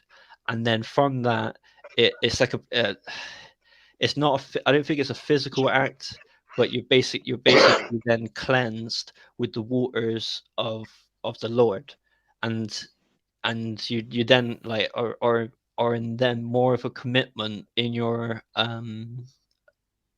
beliefs, in your position, and that after that has happened, you're really going to be scrutinized for your works of good, because your life is now sacrificed to the Lord, but you also still have to live it like a normal person. You have to work, and you have to socialize with your family or friends. So right, okay. Let's try and melt the two in together. Do you think that would be beneficial for people with the conditions that, like, I'm suffering with at this very fucking moment? Right? Do you think that it would be beneficial for them to go to church, to go and speak to someone on the religious side of things or the medical side of things, I the would I would scientist side of things? I would point you in the direction of a King James Bible believing church, which is also known as dispensationalism. Um, that would be the direction that I would point you in. From my understanding, with my father's mental health, I believe with the police, he's been diagnosed as having like multiple personalities, but he's got issues, and all they see people with issues is another number, is just somebody that they can give you antidepressants, give you drugs. And that's not to say that people shouldn't be taking them, maybe for a short period of time, give them a try. But what I'm saying is a lot of them just treat you for just numbing you when you should be in control of you, or so to speak. Yeah, I get you. It's only because I'm only asked that question because I don't know which direction to take. Because there's 3 directions I could take, and that's medical, which have proved absolutely full to me. Nothing. They've just gone, go away. Yeah. See you next week. See you next 3 weeks. Yeah. They might as well have said, see you next Tuesday. Yeah, they might as well have, right? Yeah. And then I think to myself, right, what's the next option? Without religion, the next option is a bad one. Yeah. Do you know what I mean? And that's what I'm facing. I've faced for the last couple of days is this bad decision. What do I do? Who's going to really fucking miss me when I'm gone? No, nobody really. This is how it feels in there and in there. Yes, exactly. And your heart is what leads your brain. So whatever you have in your heart, if you've got you in your heart, and then your mind is then thinking about, well, what can I do in order to get those levels, get me back at a comfortable stage. But one thing that I find is when you put the Lord, when you put God, Jesus and his mercy and his essence inside your heart, he then operates your brain to then making you start understand the people around you, understand where you're standing, and also who you are. It just gives you a bit more of a humbleness that happens over time. It's like a seed that needs water now and again. You have to keep on top of it. And as long as you're in thoughts and prayer, I know that I feel like I'm setting so many. You need to do this and you need to do that. Yeah. You know, like the best place to learn all of this, because I'm just a mouthpiece from what I've heard, is a dispensational church. The channel that I go to is known as Real Bible Believers. That's one channel, and I've also managed to find a few others. If you go onto my page, I've reviewed one of their videos, and you can get some good advice, or get some good ceremonies from them. But I find it very hard. I find it very hard to find any sort of positivity at the moment. Yes. Very, very difficult. And this is where my mental health kicks off, because there is there's no positivity. There isn't. You know what I mean? It feels like, well, nobody gives a fuck. Excuse the expression, with a bad language, but nobody gives a fuck. Will I really be missed? Nah, I'll be forgotten about within a couple of weeks. Do you know? And this is what my thought process is. And that's, do people really care, or do they, or is it just a facade? Is it a front that they go, and then that's why trust issues coming in. And there's so much, and it's so overwhelming, right? I can't control that mental health feeling of I've got to go. Yeah. I've got to get out of this life. I've got to get away from it. And there's only one way out of this life, unfortunately. And this is how my mental health is going at the moment. Yes. You know, and the more people that say, they'll stick their 2 fingers up and go, fuck you, Jack, it proves my point even more. Absolutely. Yeah, but to me, Smokey, because I know that Wales has gone into another one of these stupid lockdowns with no reason at all. Let's all be honest. No. All of it has been for no reason. No reason at all. Yeah. If you believe in this part or that part, really, it's not. It's counterproductive what we've gone through since March 2020. It's done more damage than good. So I know that you've gone into another lockdown, Smokey, but don't consider it as a lockdown. Just carry on living your life as normal. The people who want to believe in governments and that part of the science and everything, then just let them carry on. Just walk past with a smile and everything. If they're walking around with a frown, then they're walking around with a frown. That's what they've chose to do.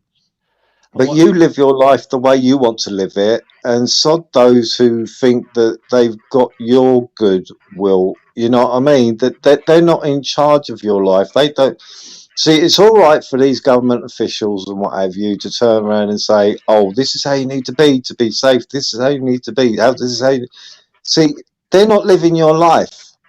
They're living their lives of Riley and doing whatever they want to do. Nothing's changed for them. They're just dictating to other people, no matter if they're religious or not religious. It's still dictating to how they feel you should be living your life. Well, that doesn't mean it's going to bring you happiness. It might bring them happiness because they're the ones who are in control of the situation.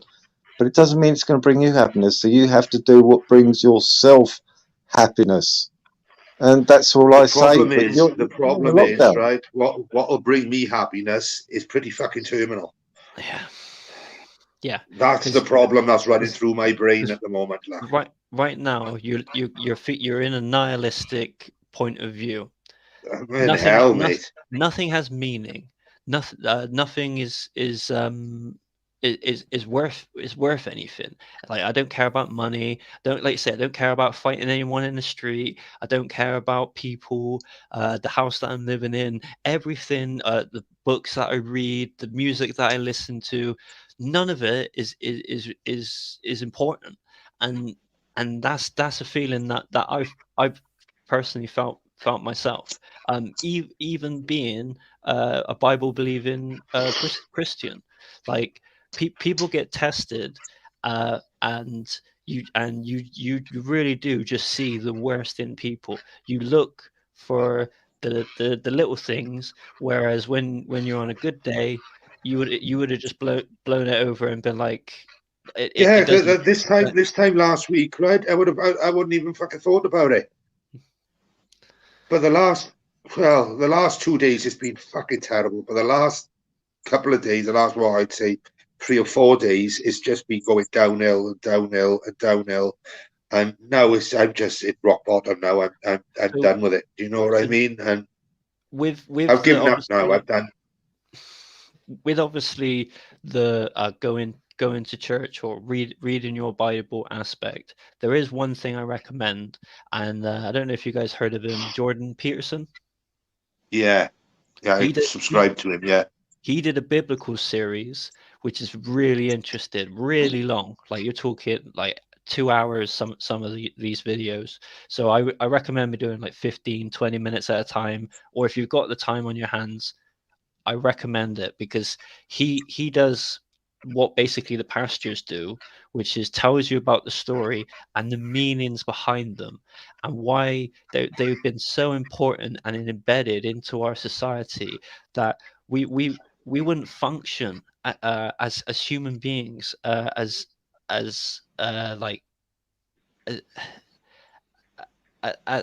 people that want to do good, or like I don't know what I'm trying to get at with this, but he's given a lot of the understanding through the teachings in these biblical series, and just thinking about it now makes me want to watch it again. There are a lot of good people out there that have great and brilliant ideas, just like with that saying I said to you yesterday. You take away a man's tongue, you don't prove him a liar, but you prove to the world that you don't want to hear what he has to say. What he's going to say, yeah. There are some sayings that are just so true, and yet we've never, a lot of these we've never even heard of. And yet, if we can go back to the was it they say standing on the shoulders of giants, like, and that's basically what you're doing. By you going to the Bible and by you going to these really great inspiring texts, do you rebuild that confidence and rebuild that that Holy Spirit inside you. I've got to go, guys, but I'm going to be watching from the chat. So if Smokey, I'm gonna have to. Thank you.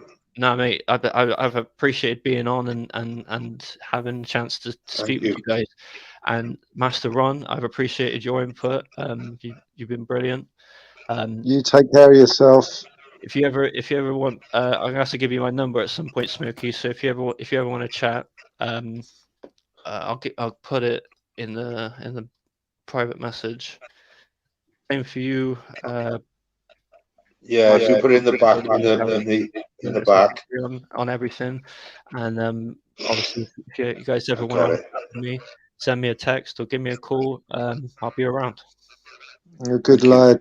Chat. Much appreciated. Thank you, Sweet to Go. Much appreciated. Participating with us, and I'll see you guys in the next one.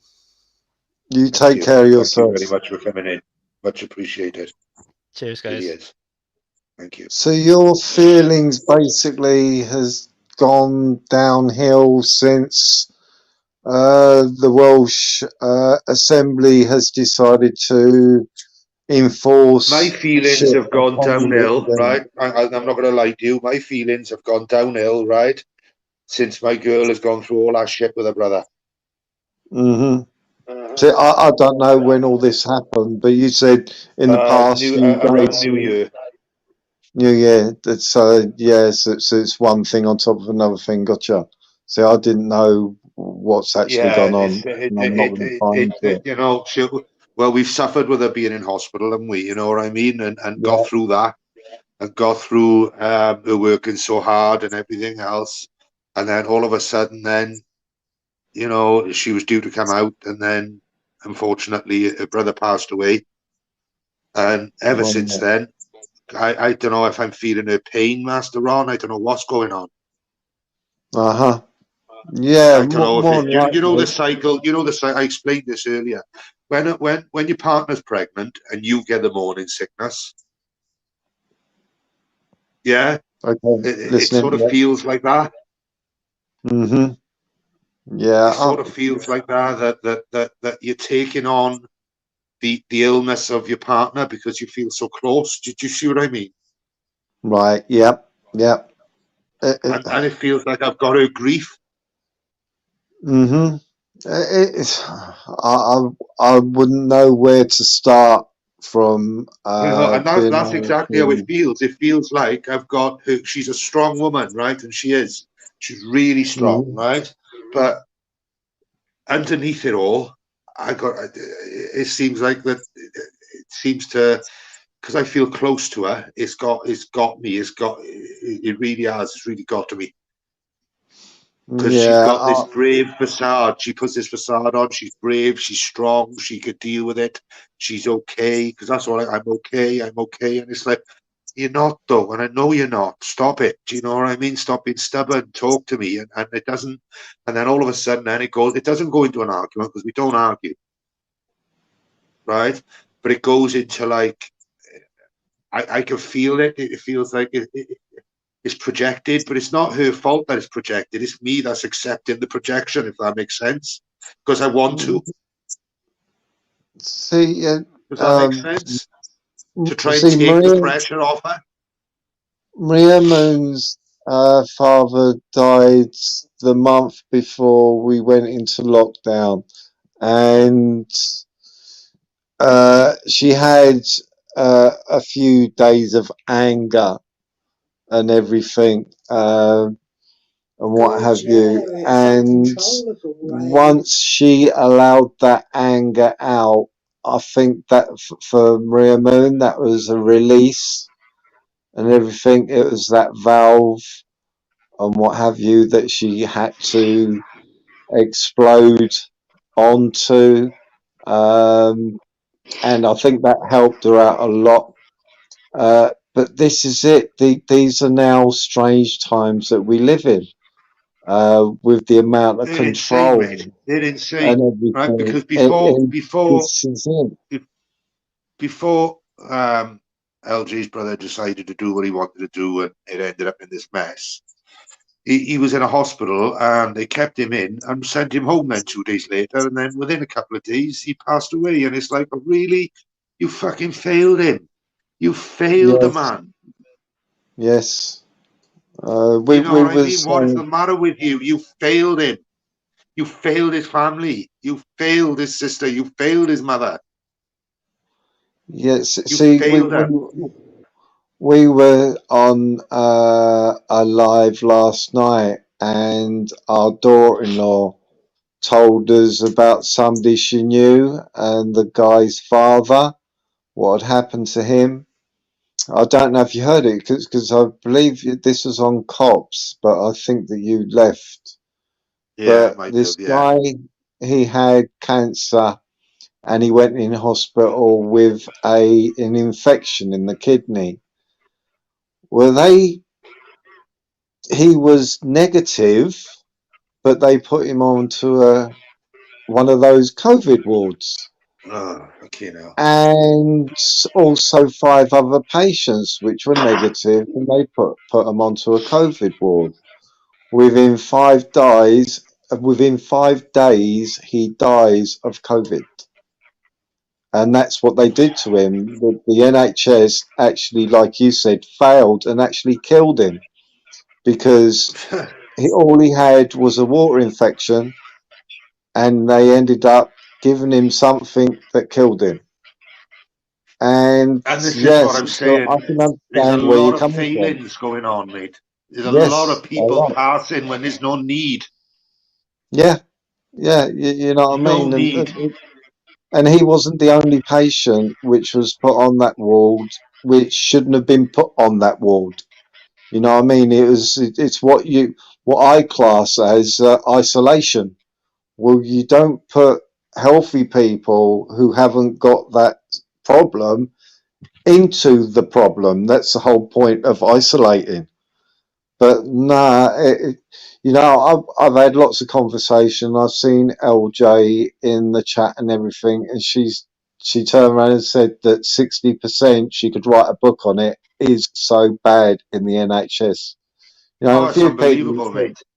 Yeah, a few people have said silly remarks, so I've turned around and said, well, put it this way: if she works in the health system, national health system, and you just go by average, because they turned around and said, oh, well, what, have you spoken to all of them? Have you been to every hospital? I said, well, no, it goes by averages.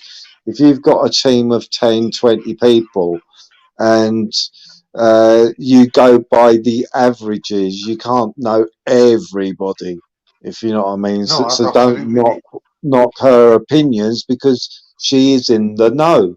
So if a nurse is coming out and turning around and saying that I could write a book on the corruption and everything within the NHS, and she says, and LJ says 60% of it is bad, I'll take her word for it every single time, because she's the person on the ground around the staff and what have you, hearing all the little gossip and everything which may be going around, seeing all the mistakes which are happening around her. You just go, that's where you get your true, real information from, not from somebody who, you know what I mean? And that's like it. I've spent a lot of time. I've spent a lot of time in hospital. I've spent a lot of time in hospital with my skin conditions and goodness knows what, right? And I've seen nurses that have worked 12, 15, 18 hours, just like LJ, right? And they'll work silly. And if they haven't got the staff, they'll bring in a bank nurse, which is being paid double the money. They do fuck all compared to the regular staff. Mm-hmm. Do you know what I mean? And it's like, well, how the fuck are they getting double money for doing nothing but just making a fucking bed? When there's other staff running around like headless fucking chickens, answering nurse calls left, right, and centre. Why aren't you doing what they're doing? You're the same fucking job. You know, so there's a lot of things that me and LG do agree on when it comes down to things like that. It is. But there's a lot of things that we agree on when it comes down to, as I said, they can fix your broken bones. They can fix your cuts. They can fix all the other bits and pieces you. When it comes to the man upstairs, it's like they shut that off in the corner. Fuck off. We can't deal with you. Well, yeah, it's it.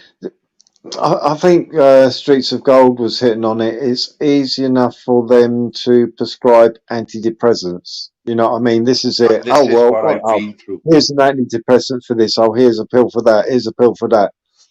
And I'm always a believer that antidepressants isn't the answer. It might be on a short-term solution and then get to the root of the problem, but as a Right, here we go. long-term Here we go. Do you want to see answer, my medication I picked up today, young Master Ron? that's entirely up to you, mate. There it is, mate. Yeah, That's my monthly medication. yeah. A That's fucking it. bag full. Look at it. Look at it. Fucking everywhere. Look at it. Fucking creams, potions. Fucking every month. Every month. All the same shit. All the time. Do you know what I mean? It's unbelievable. Unbelievable. The amount of shit I've got to... And I'm supposed to take all this shit with me everywhere I go. You know, So to me, when it comes, drops. see, when it comes, bastards. What's that? I can't see. Wait a minute, they come up. Metazapine. I Right. might come up backwards on mine. Yeah, but you know what I mean? Metazapine. They're supposed to help me.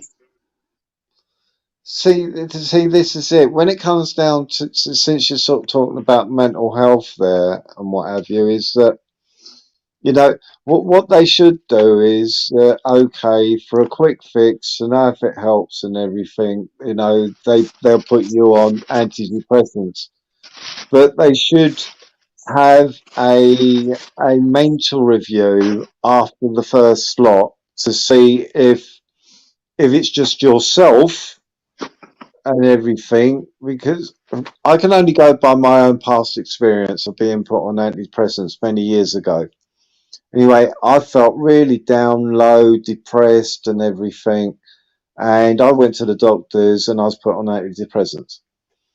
Anyway, I was getting to the end of my course and I was thinking to myself, I was walking down the road, is it the pills which are helping me out, or is it just I'm feeling better with myself and everything? I stopped taking the pills and I'm feeling better in myself. It's just a slump time which I was going down, but I could have gone down that slippery slope of going to the doctor, and the doctor more than likely would have been willing to give me another month's supply and another month's supply, and I could have gone down that road. But because I'm one of these people that thinks, do I really need to be taking these? You know what I mean? I'm not. I am an epileptic, so I know I have to take epilepsy pills. Has big discussions with specialists and everything, and I understand the reasons why.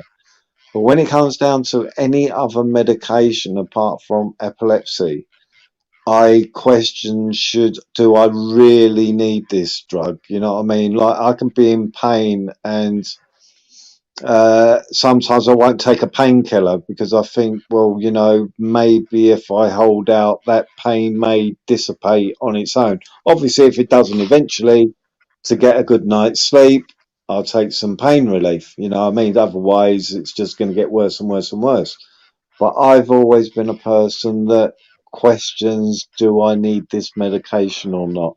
And that's the only thing I can give to people, is that when I was put on antidepressants, when it come down to about 3 days before I would go to the doctor and ask for that next month's supply, I said to myself, am I just feeling good about myself, or are the pills doing it for me? I didn't take the last 3 days, and it was because I was feeling good. It's just a slump that I was going through. And that's how I looked at it. I'm thinking I need stronger medication rather than weaker medication. Do you know what I mean? Mm-hmm. But also, I've tried all the sertralines. I've tried all the other shit, the citalopram. Do you know what I mean? I've gone through all that. I've done all that, and it's like, what more can I do?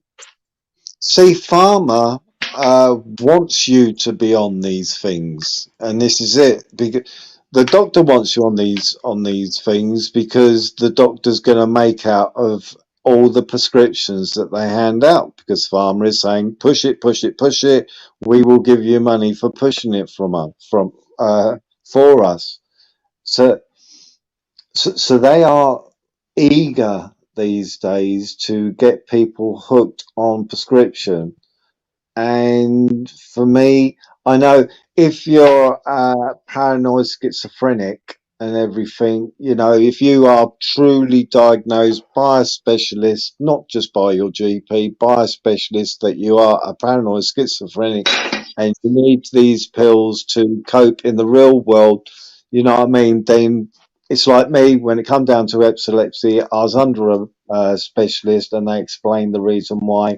So, but if a doctor says, just your general GP turns around and says to you, oh, I think you should be, question that GP and turn and say, I want to hear a specialist tell me this, that I should be on this drug, because it's a specialist that will know if you should be or not. And I can go back to my epilepsy pills, was when a GP tried to piss around with my epileptic pills and my specialist went apeshit, because turned around and said, I'm the specialist in this field, the GP definitely isn't. You know, and that's why I say go and see a specialist first before, you know, because GPs are there just to hand out pills. They make the money. So yeah, I know. I'm trying to get the link up for LJ a minute. Give me 2 seconds. Mm-hmm. You know, sometimes they are just easy fixes, but long term could cause more problems than. And this is what I'm afraid of. This is, I don't know if I need stronger meds. Do I need different meds? I've tried all the other meds. Yeah. This is the problem. You know, I've suffered since I was 19. I've tried a lot of fucking medication. I've even tried medication. I've even tried self-medication. Do you know what I mean? I don't think cannabis fucking helps me, to be honest, in any way, shape. I don't think it does. Yeah. I think that's a fucking major bugbear in my life. See, cannabis today isn't what it was. It's a manufactured now. It's been spliced, diced, chemicalized, and everything. It's not pure. It's not what it was. It's to grow quickly and be able to grow it with as much of the THC in it as possible. Whereas and that's the problem. It's too strong, man. Yeah, it's fucking too strong. Yes. See, this is it. Not everybody's got the same tolerance. So with some people, I'm used to smoking strong weed, though. I'm used to smoking strong weed, but I think when it's coming to a point now where it's too strong, it's fucking with me. Yeah. So if you can get hold of some seasonal, I would hire anybody. You know what I mean? If you can find some seasonal, go for the seasonal, because it'll be far better for you mentally, physically, and you know, for your health and what have you. Far more better. Not easy to find an old school person who does it the proper way and does it seasonal. But if you can get hold of some seasonal weed, it'll do you the world of good in many ways. You know what I mean? Because I don't know. I'm beginning to disagree with my lifestyle choices. How's that? Yeah. Yeah, well, seasonal weed, you know what I mean by seasonal, don't you? Is when it's like any plant, planted in the spring and you harvest it in September. That's seasonal weed. What you grow in lights and everything isn't seasonal weed. That's what you're thinking of, Guerrilla Grows and how you are, that's what you're thinking of. Seasonal weed is always the healthiest. You know what I mean? In body, mind, and soul, it is just natural. It's like anything, you know. You grow tomatoes. You go out with the tomatoes. You grow it with your green beans. You know what I mean?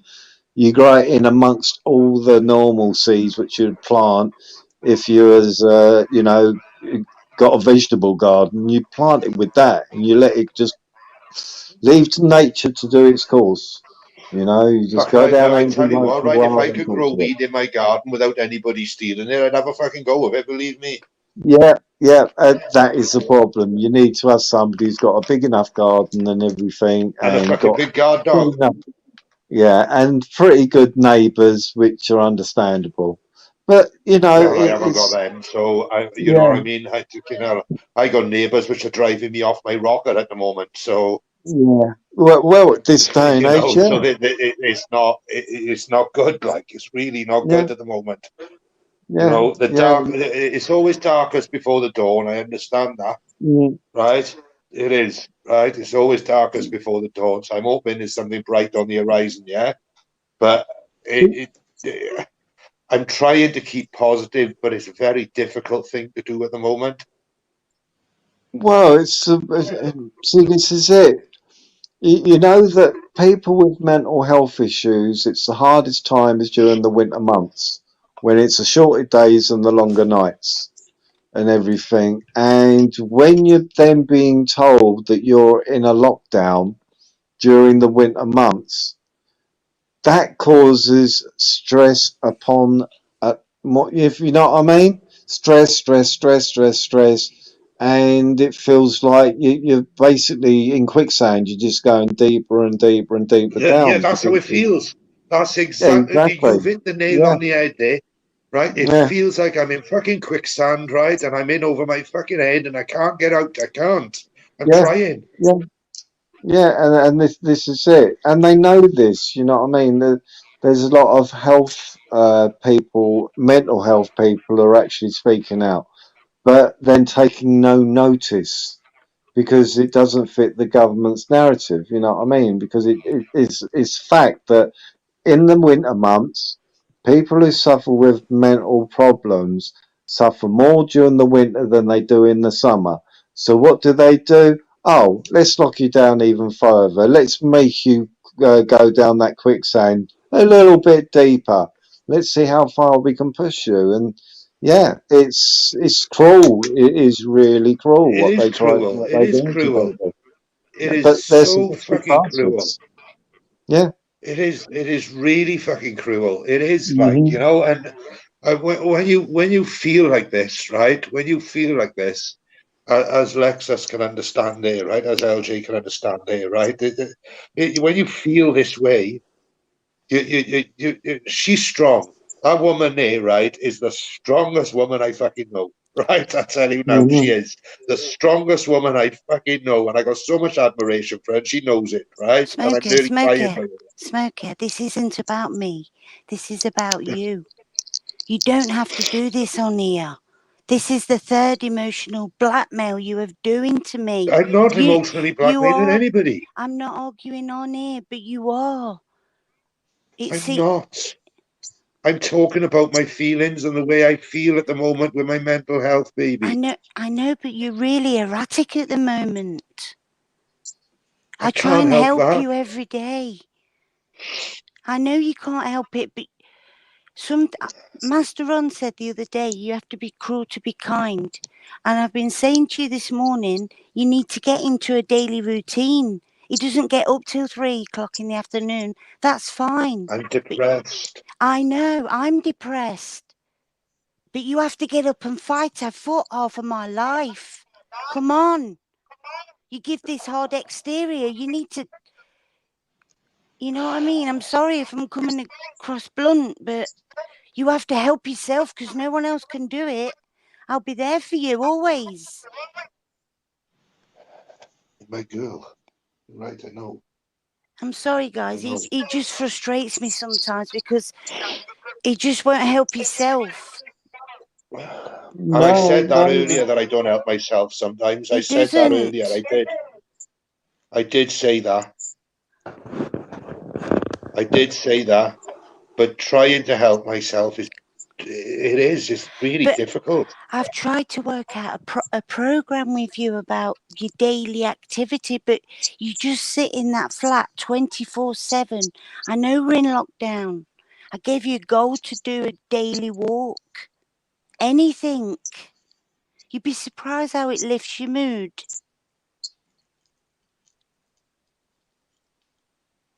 I lost a father 2 years to suicide. I lost a brother last week to suicide. My mum broke her hip. I was in a mental health unit. I'm a very private person. This is taking a lot to talk about. And this then is why I know you're and strong. and then I've got Smokey. You see, Yeah, Sorry. yeah. I don't mean to come across harsh because I've got so much love in my heart for everybody, but sometimes I want to shake him. Am I right or am I wrong? Please help me here. No, you are right. You are right. Like, obviously, I don't know what's happened in your life and everything. I'm Yeah. really sorry to hear that. No, it's okay. I am a strong person, but it's I may be Stronger coming than what I across. could ever be. But I I do believe I was going to get to that point was because Smokey is in Wales, and that's why I said to him earlier on, go out for a walk Yeah, with a absolutely. smile Yeah, and let them have the frowns on their faces. Just go out and do what you would normally do in 2019. absolutely. You know, forget what they're saying, just go out and do it. And if there's other people like you walking around with a smile on their faces, then great. Yeah. You know what I mean? That will lift you, you know, and you got some beautiful places by what I hear. I've never been to Wales, but Maria Moon has, and she said it's a lovely place to be in, part of the world. So yeah, go out and enjoy it, you know, get some fresh air, you know, I do think and you need. yeah. I do think you need another medication for the morning because Smokey takes mirtazapine at night time, and I'd have a word with your doctor. You definitely need something else. Did you hear what I said earlier? That I tried. I tried to do a doctor. I tried to talk to him earlier. I tried to get an appointment with a doctor, and they said, "Oh, we could do it next Thursday, next Friday." I was like, "Oh no, I need him now. You I see, need to see a doctor now," and they wouldn't let me see a doctor. So I thought, right, I'll ring Mind. So I rang Mind. They were closed. I rung Samaritans, and the woman on Samaritans after 10 minutes said, "Oh, do you feel better now?" I said, "No, not really. What have you done? What have you done? You've just, as soon as I put the phone down, it's going to fucking rush over me again. What have you done?" Well, I'll put it this way, you know, ring them up tomorrow, your doctors, and say, when can I have the soonest appointment? If they give you that appointment, then take it. exactly. Yeah. You know what I mean? I Because booked it for otherwise, next Thursday afternoon. oh, you've booked one. There you go. At For least next you've got Thursday one afternoon, yeah, coming. which is a week away. Yeah, yeah. Well, you know, you But just then got by to, next I don't know. Thursday, Master Ron, right, I may be back on top of the world again. Yeah, I've but you pulled still, myself out yeah, of this quagmire I'm in. yeah, but you can still go to the doctor, and you can turn around and say to the doctor how you was feeling. Yeah. And you're worried that those feelings may come back again. What is, you know, give it to the doctor and say, right, what do I do? You know, what's your suggestion to the GP? You know, And do you know what they'll do? They'll say, "Here's 45 milligram of mirtazapine. See you later," because you're only on 30s. What is that for? what is that for? What is, I don't know the drug. Mirtazapine It's is antidepressant. it's a powerful It's an drug, that antidepressant. one. Yeah. And you take it at night to help you to sleep. I suffer from PTSD from my last relationship, right? And I have really bad nightmares. I don't sleep too well. I really do. And these stop me from dreaming, if that makes sense. Right, it suppresses that part of the mind. Yes, I do understand what you mean, and that's also Right. what we can do. It can suppress that part of the mind as well. Yeah, I gotcha. Right. So, and that's what I'm trying to run away from. Have you it's a downer. it's a downer. Have you considered, which I would advise, speaking to the doctor when you see the doctor on Thursday, is turn around and say, I want to see a psychiatrist. Yeah, absolutely. I've tried since I was 19, Master Ron. You My couldn't. first incident of trying to do things to myself was 19 years old, right? And Well, I've I'm not tried talking since about then. hang on, Smokey. I'm not talking about when you was 19. I'm talking to you as a person now. You go into that I've doctor. tried. You can refer I've tried to yourself go and You, do counselling. I've tried to you, counsel, try to go and see you counsellors to you try can and talk refer it out. yourself. You can Yeah, refer yourself. you can You in do know that. England In anyway. England, you can I refer didn't know that. yourself. No, I didn't Yes, know. you can. Yeah.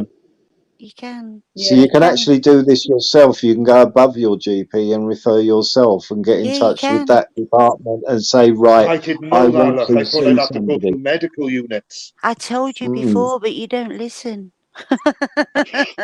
He does. Sorry, he doesn't listen to me. So that's what you want to put to the GP. You turn around and say, right, if you don't refer me, then I'm going to have to refer myself, and I will tell them that I've been asking this for ages. When you get your mentioned referral, counsellors.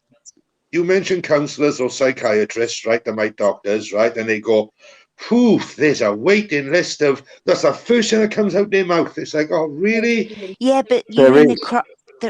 but you would be in the crisis category. Yes. And it's And that, cognitive behavioural, yeah, isn't it, absolutely, Auntie LJ? Maria. Hiya, by the way. I love you I so much. I love you both. Yeah. I'm a little bit.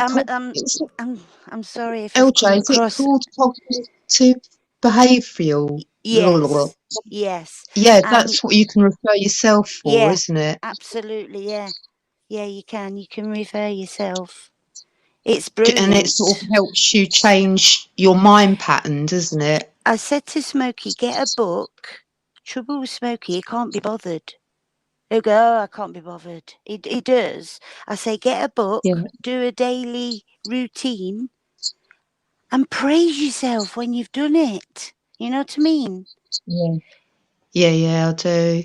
He's Knowledge Yeah, is pat power. yourself on the back. It makes yourself feel better. Even if it's 2 houses down and back, even if it's the old knock on the old lady's door, see if she wants anything from the shop. Silly things, I know, but it's a start. The things that make you feel good, yeah. That's right, yeah. But I think this weed I'm really sorry about your brother, though, LJ. I didn't know it's tonight. okay. I know. I'm about at breaking point myself, to be honest. I'm trying to prop Smokey up every day, and this is where I get on well myself. But you have to do what you have to do. Well, as you know, it's a process, isn't it, grief? Yeah, it is.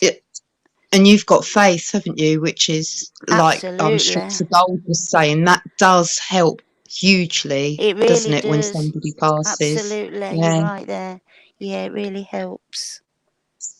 I mean, Smokey doesn't have to believe in God as such, No, but of course it's more not. spiritualism.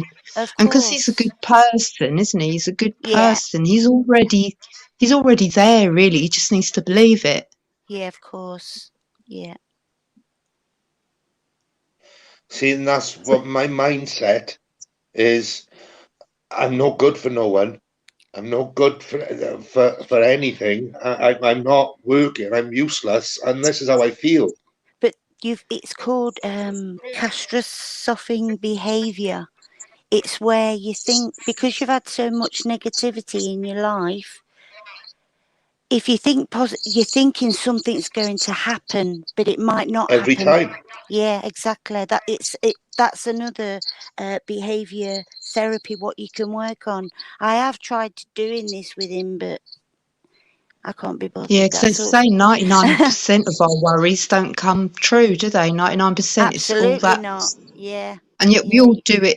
I know we all do it to a certain extent, just some more than others. But like Smokey was saying last week, he felt great.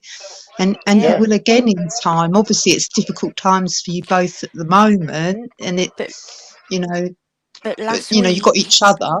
Of course. But last week, he was on the weed. When his weed drops, look, he gets all erratic again. It's a fluctuation pattern. It fluctuates. It might be more psychological because weed is sort of a pretty much take or leave it. Of course, yeah. Yeah. Well, can smoke it and then smoke it for years and then just stop. But and apart from dreams, it doesn't really affect us any Yeah. other way. That's But I right. couldn't do that with tobacco. I don't smoke or drink. I'm boring.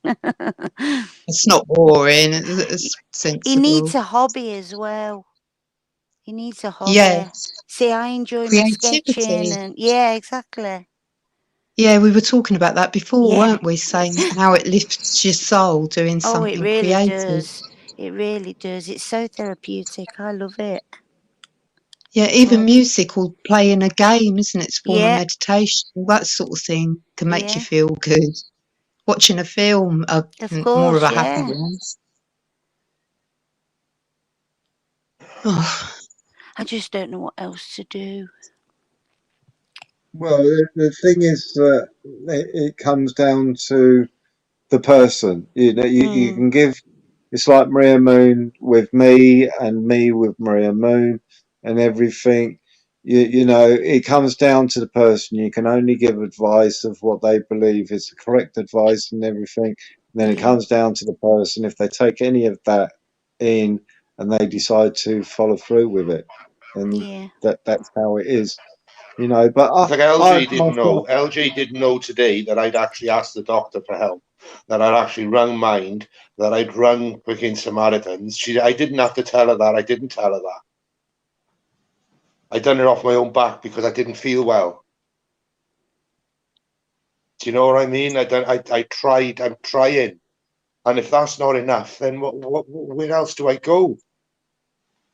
I it's was like even thinking of what Streets of Gold was all about, going to church and I'm talking to them. I Oh, just do don't know where it. to go. You can do it. yeah, Just have a stroll down to the church. They'll welcome you. even if you just sit outside, mate, the first Exactly. time, Yeah, do you it know, tomorrow. you And I feel bet like it'll doing lift it. you. Do it tomorrow. I bet it will lift you, babe. It will. It will lift your mood. Mm. But See, yeah, sorry. sorry, if you're keeping yourself away from everything, Smokey, since Is you're able to get out there and what have you, you'll be better off getting out and occupying your mind than staying indoors, and that will give the bad effects because all you're doing is stressing because you're not occupying your mind, you know. And maybe YouTube definitely isn't for you at the moment because you're listening to I don't think everybody YouTube is for else's me, to be honest. I stuff. really don't. I really don't Yeah. think, right? Going on other people's channels and shit and doing all that isn't for me at the moment because every time I get too involved in this YouTube shit, it drags me down. Yeah, but it can also be a positive. You know, lonely people like Andrew. We're all he Yeah, This, has. what we're doing here is You a know. positive yeah. to me. See, You know, to me, this use is a positive.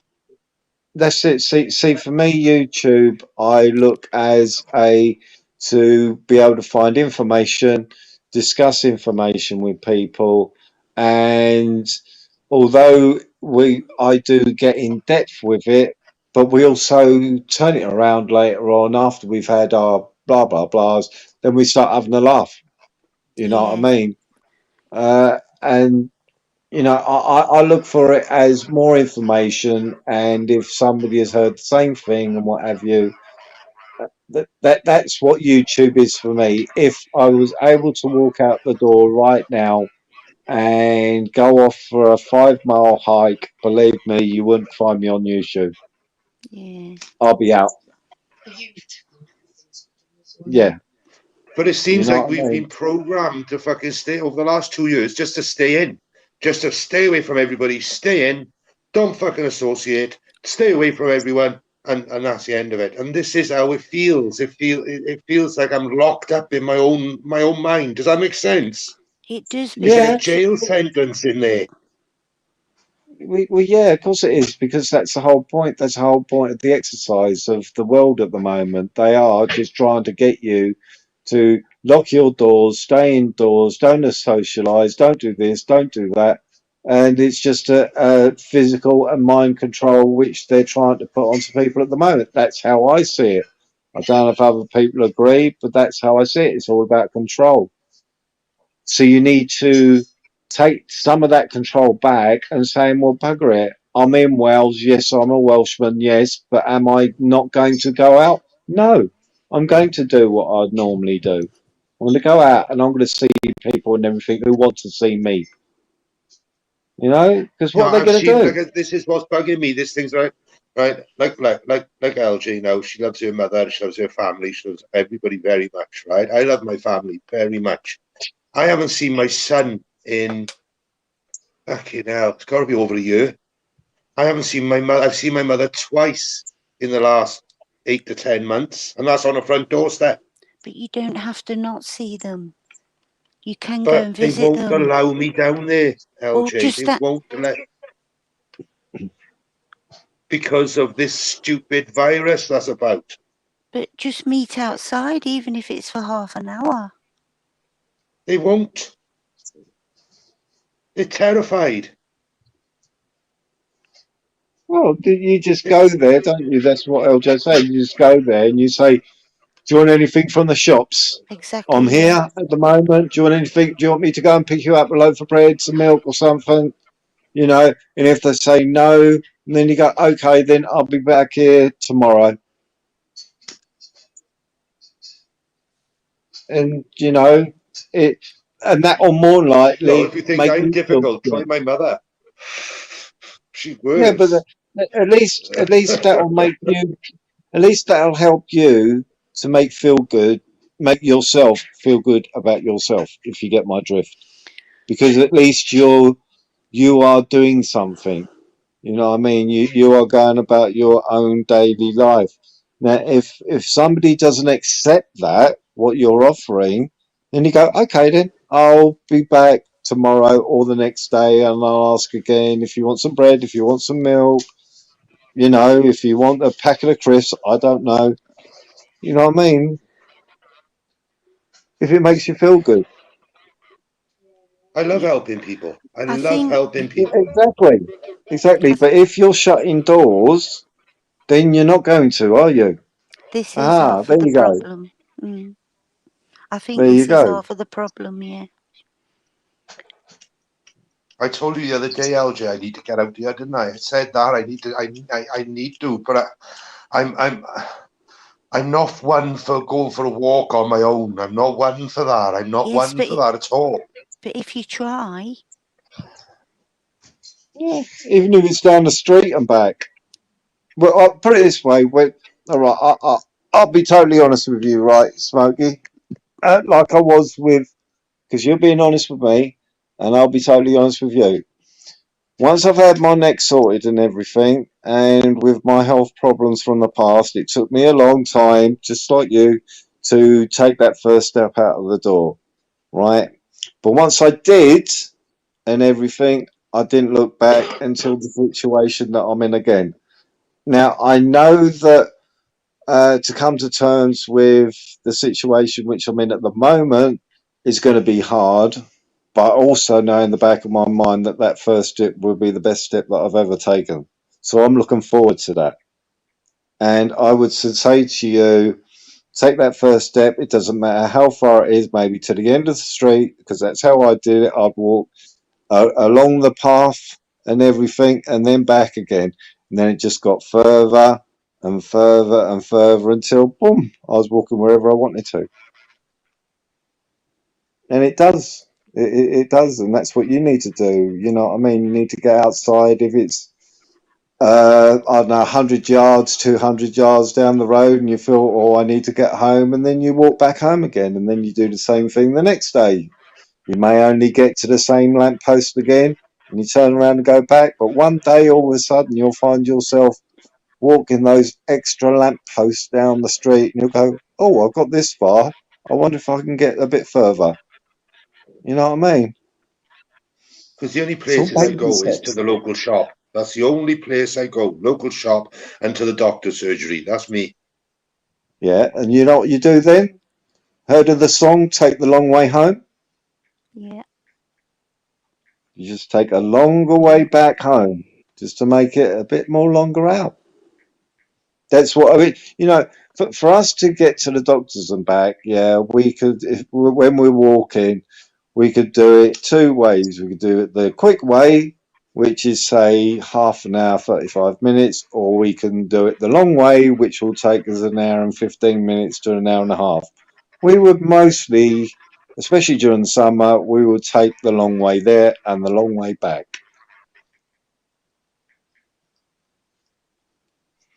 Now, when I'm out, You know, I can't wait to get back in. How weird is that? Yeah, but that's when you have to fight your anxiety, fight or flight. yeah, the mind. Yeah. I know, No, 'cause Smokey. that's how I've it been there. feels. Like I get in the car, I go down the doctors. I can't wait to get home. Gotta get home. Gotta get home. Yes. Yeah. Social It's anxiety. strange. It's really strange. It is.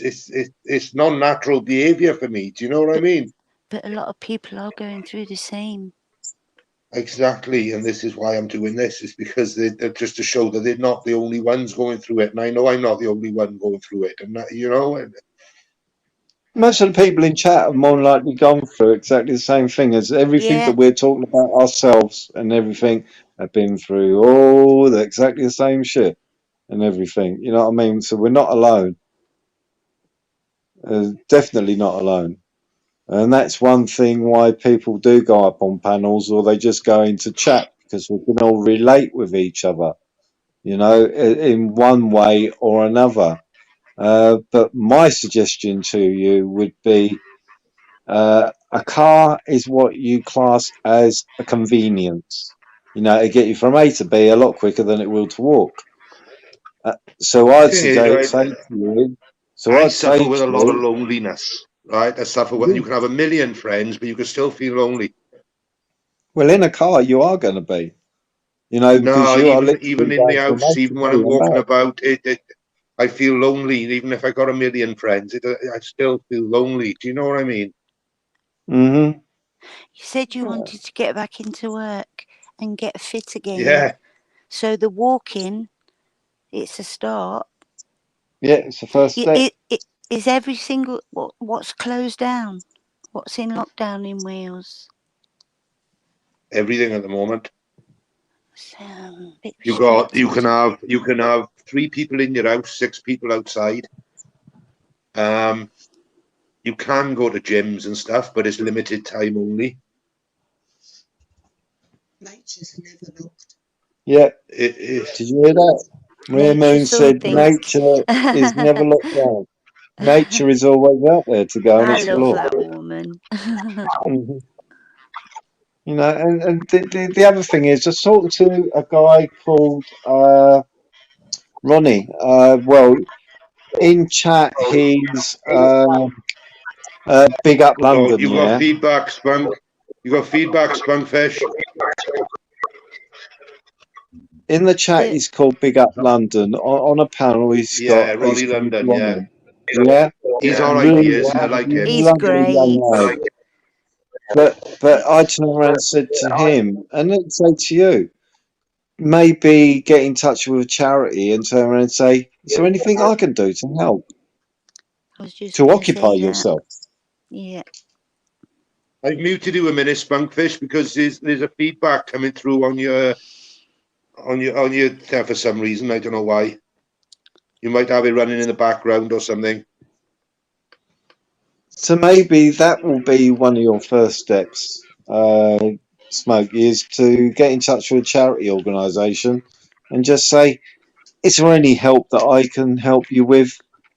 You know, at the moment, I've got nothing to do. We're in this shithole at the moment with all these lockdowns, but I don't mind giving a helping hand if you need it.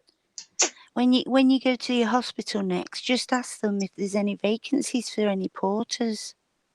Yeah. They're crying out here, but it's worth an ask. And I told you, leafleting, don't laugh. You can deliver leafleting, you get so many pounds for it, get you out of the house, you know. What are you looking at, Spunkfish? What are you doing? He's a nutter. I've muted him, I have, because he was coming through as a Let's see. Let's unmute. Let's see if he's sorted it. Here we go. Have you sorted it? He's muted himself. Yeah.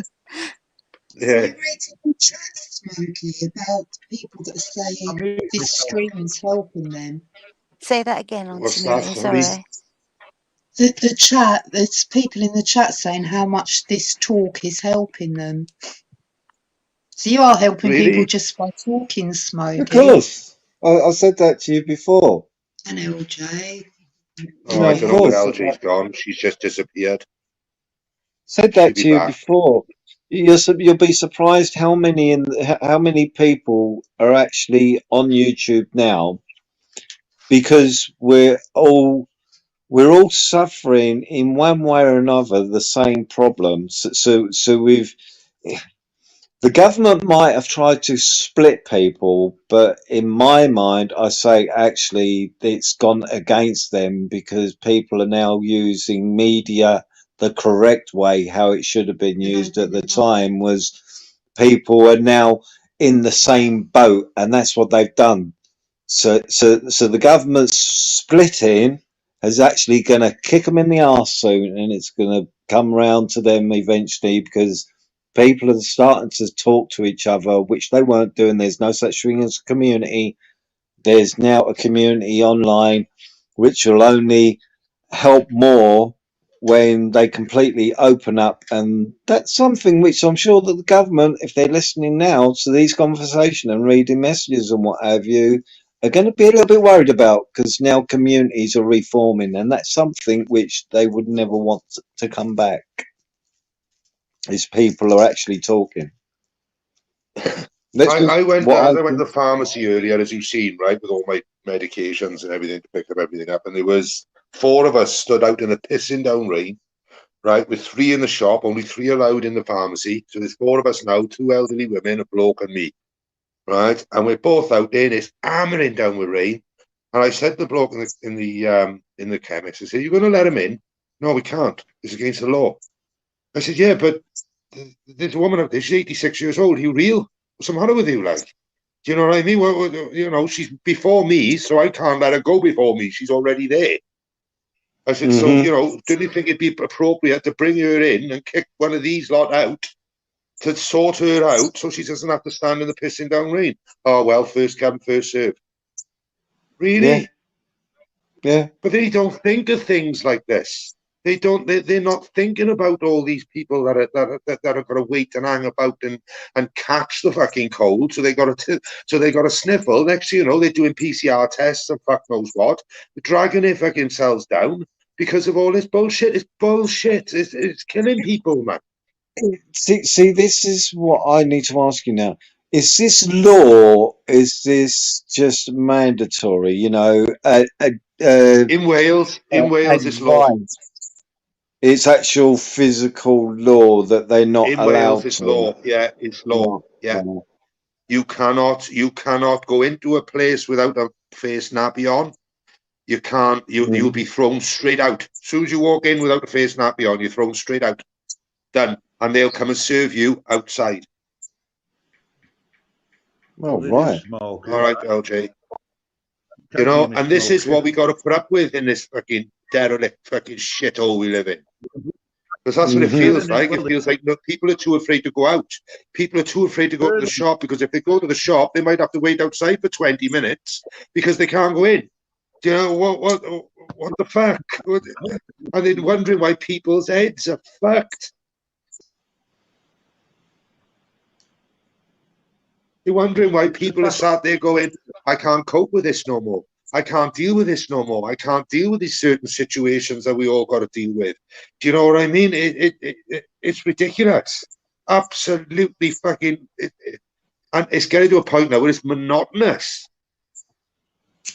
It's the same old. Well, maybe you should get a group of people from your area and make a what's the word now? I can't remember, where you connect with other people and everything, and go to the Welsh Assembly, stand outside there and say, "We're not going to do this anymore." Protest. Dickford outside don't the Welsh care. Assembly in protest. I know they don't Mark care. Drakeford don't care. He's the same as Boris. Yeah. Satanists. They're fucking Satanists. That's what they are. Thank you, Streets of Gold. Thank you for coming in. Thank you. Hello, Spunkfish. How are we doing, Spunkfish? You all right, boy? Yeah, nice. I think it's the first time I've actually spoke to you, Master Ron, isn't it? It might do. I don't know. More might be. I've been on a lot of panels. I can't remember everybody now. Been on some bloody many of them. But hello, Spunkfish. What it is, I've got given a little tablet, you know, one of these little Amazon tablets, a Kindle Fire thing.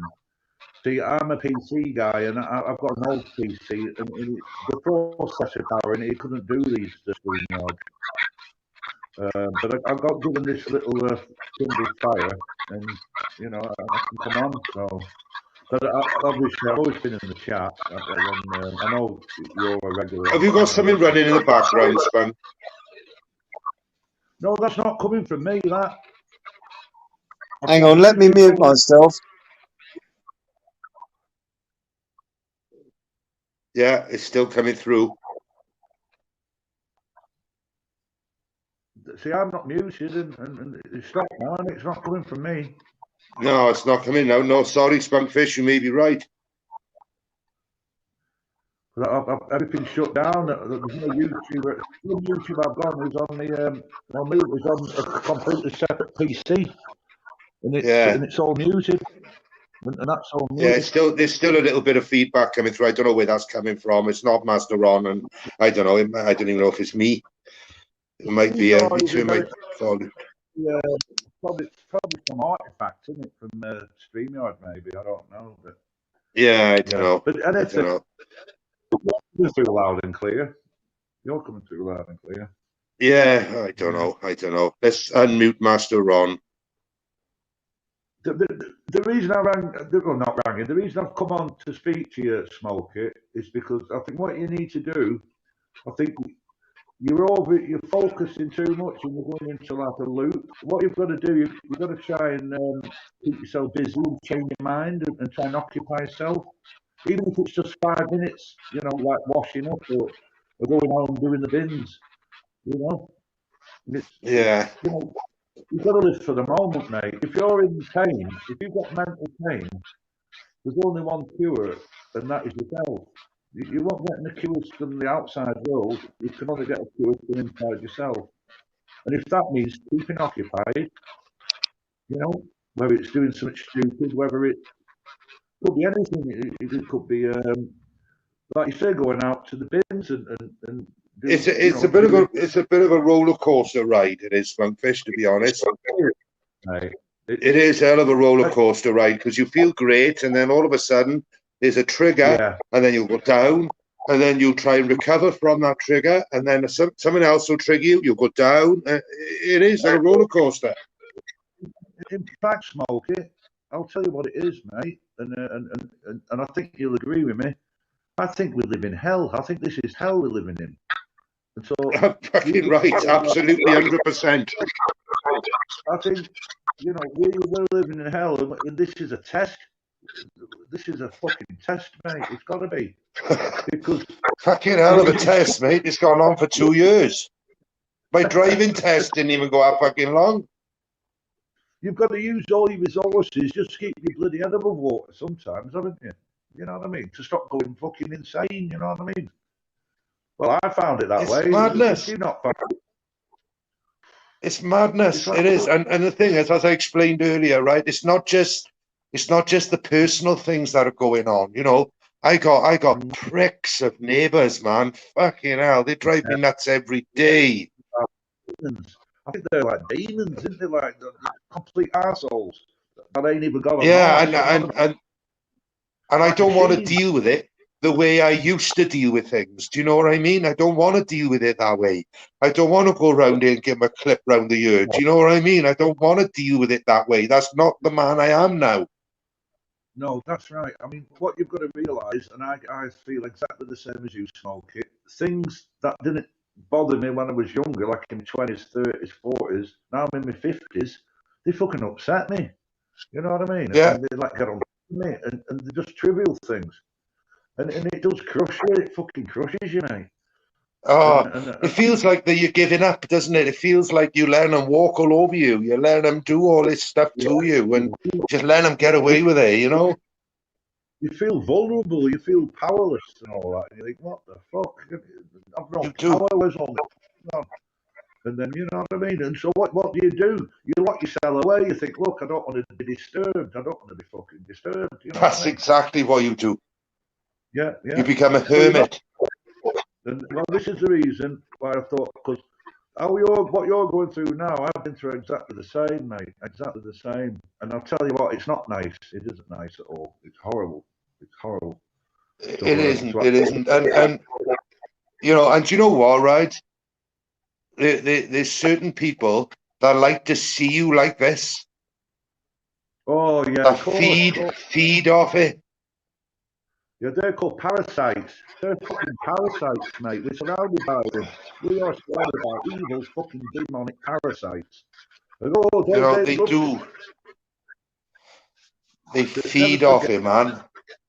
They feed off you, yeah, because they haven't got a soul. Parasites don't have souls. They can only exist from feeding off others. Because otherwise they couldn't exist. So they have no substance. A parasite has no substance. It can only like I mentioned one person earlier, right? I mentioned one person earlier, right, who started fucking abusing me the other day, right? Just out of the blue, asked me 2 questions and then started calling me fucking names all over the place, right? Now, that man was sat there going, oh, men's mental health is so important. You've got to be you can't be saying anything about men's. And I was thinking to myself, you just fucking bullied me, you prick. And now you sat there and you're whinging about men's mental health. Do you know what I mean? Okay. You just bullied someone who's suffering with it. What you're going through now, mate, what you're going through now is fucking normal. I've been through exactly the same, and I ain't got mental health. It's fucking normal. You've heard of the thing called midlife crisis, haven't you? Millions of it. What? Sorry? Millions. It's called midlife crisis, mate. And it right. It ain't a that. And I'm going through it at the moment. And I'll tell you what, mate, it's no fucking fun. It ain't no fun, mate.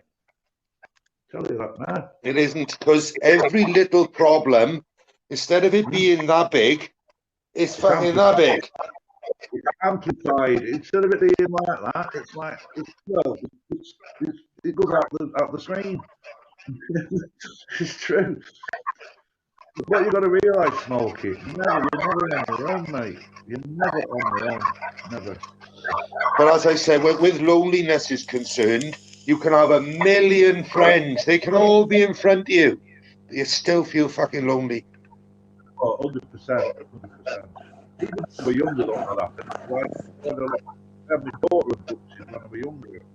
And everybody... I didn't... Do you know, I didn't worry about, as you said, in my 20s, I didn't worry about all this. In my 30s, I didn't worry about it. Even superstars, people like Michael Jackson and all that, they're lonely as fuck, and they've got millions of people admiring them, and yet inside they're lonely as fuck. Yeah. Money don't bring you happiness. I know that. Happiness comes from within. You won't find, if you look outside your own mind and body and soul for happiness, you'll never succeed. You can only find happiness from within yourself. As simple as that. Do you know, going back about 15 years ago, I used to meditate, right? I had all my, what was called chakras, I had all that shit aligned, I was well into it, and you know what I mean? And I never had a care in the world. Yeah, yeah. But then soon, you know, I lost interest, and that was it. You've got to have an arm to do something. Start it again. So why don't you start again, Smokey? Yeah, I was just about to say, I haven't got... Why don't you start? I don't know, I haven't got a will. Well, you said that you said that it made you feel good, which clearly, by what you just said in definition of the term, then why don't you say to yourself, oh, actually, I'll take that up again. That's a positive step, isn't it? Yeah, give it a go. Yeah. Yeah. You're already halfway there because you know what it's all about. Me, if I wanted to do that, I'd have to start from scratch. You already know what you're talking about. Yeah. Exactly. Why don't you go back into meditation? Makes sense to me. Yeah. You ain't even got to think about it. Just go to Yeah, sleep. it's, It just seems So- like everything stresses him out. Everything. yeah. Yeah. Everything stresses him. It does. See, Yes. with the conversation which I had with you, the longer we have this conversation, Smokey, you've actually got a solution to some of the problems yourself. You're actually talking about the solutions to your problem, but you're not noticing that you're actually coming out yourself with a solution. Yeah. Yeah. Good point. Yeah. Master Ron knows. The legend he is. Okay. So, Okay. so you know, it's, The key to you feeling better isn't from LJ. It isn't from me. It's from within yourself. You've got to do it yeah, from within yourself. it's always got to come from within yourself. Yeah. Yeah. I think that's why LJ is getting a bit pissed off to you, because you're not willing to use your Sorry. own skills. Sorry, I power. don't mean to.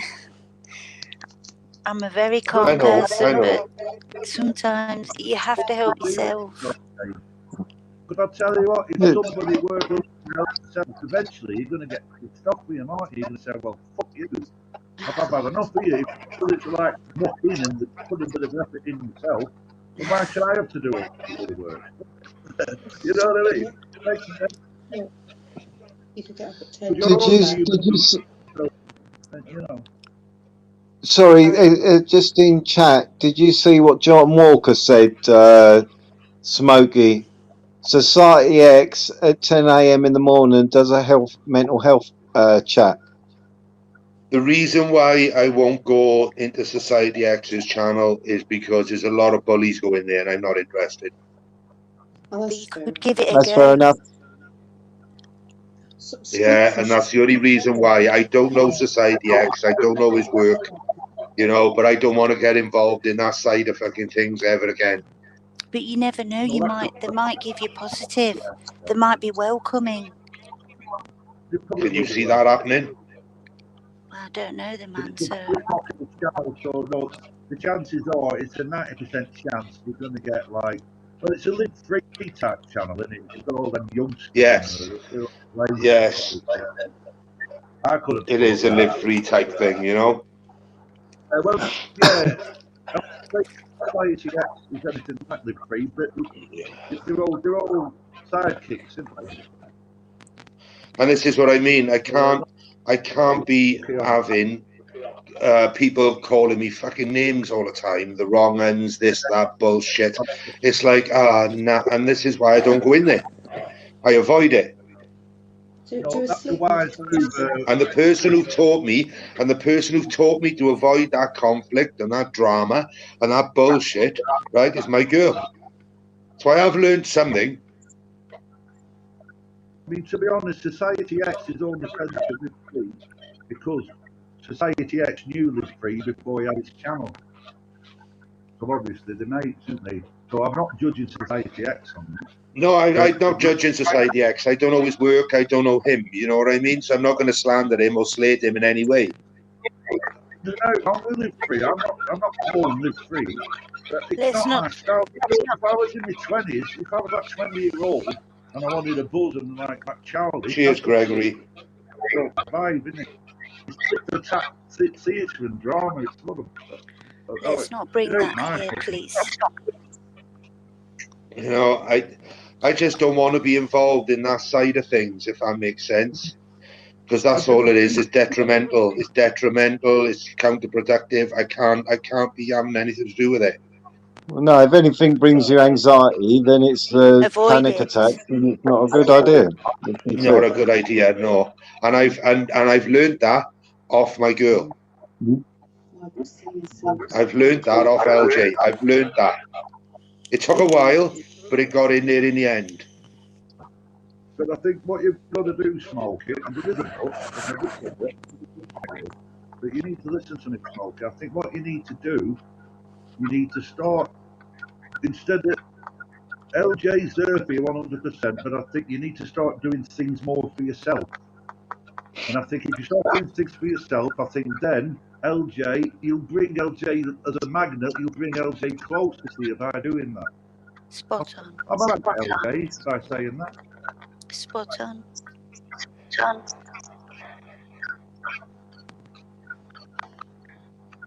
You know, I will. You know, I'll try something tomorrow. Right, I'm not going to do it tonight. I'll try something tomorrow and try and counteract what's happening. All right. Write it down. Right, I've done the cognitive writing where you do all your bad feelings and you set them on fire, and they don't fucking go away. You just set paper on fire. That's all you've done. You know what I mean? I've done all that sort of shit. It didn't help. Physical. Go out and have a run or something. You know, it's fucking horrible weather out now, right? Put a pair of shorts on, a pair of trainers and a t-shirt and go for a fucking run. Even put your flip-flops on. Put your flip-flops on. I'll guarantee when you come back with that foot, you won't even think about depression. It's true, mate. It's true. And it'll be therapy. There's lots of things you can do to make you smile. There is. Michael Seeley. Sorry? Maria Moon just put something in the chat about a Michael Seeley. I'll have a look at that. Well, I find it very hard to sleep as well. I find it so hard to sleep.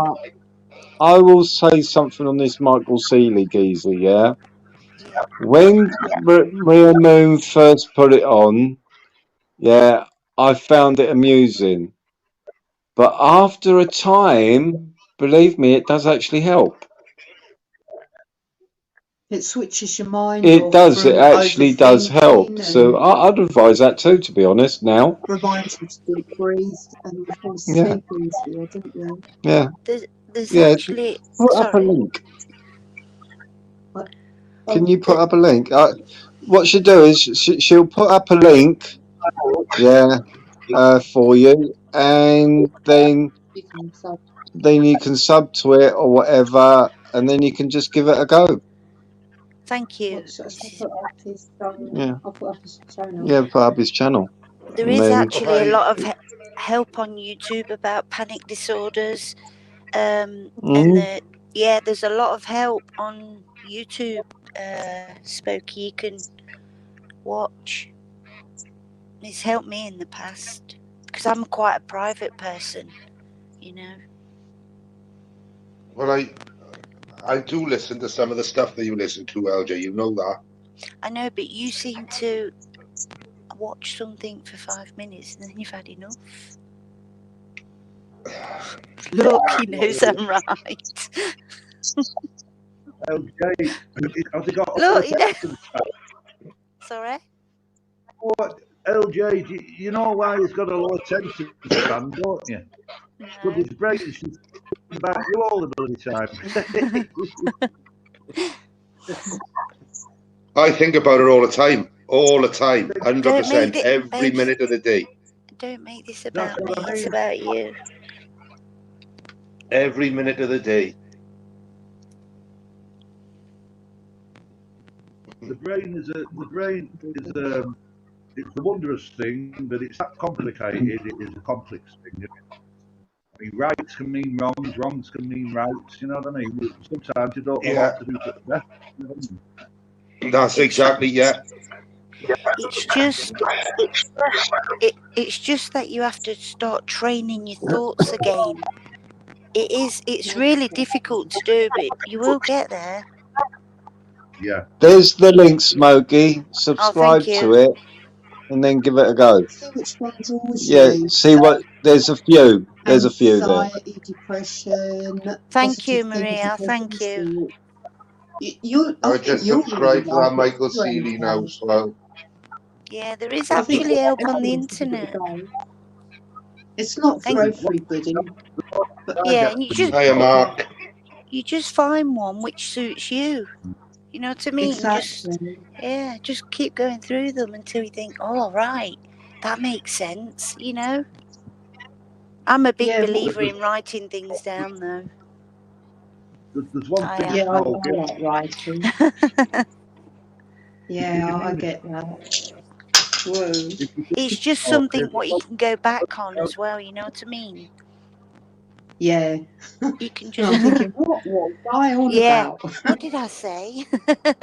Yeah. It is. You're a darling, you are. I love you so much. Yeah, ditto, LJ.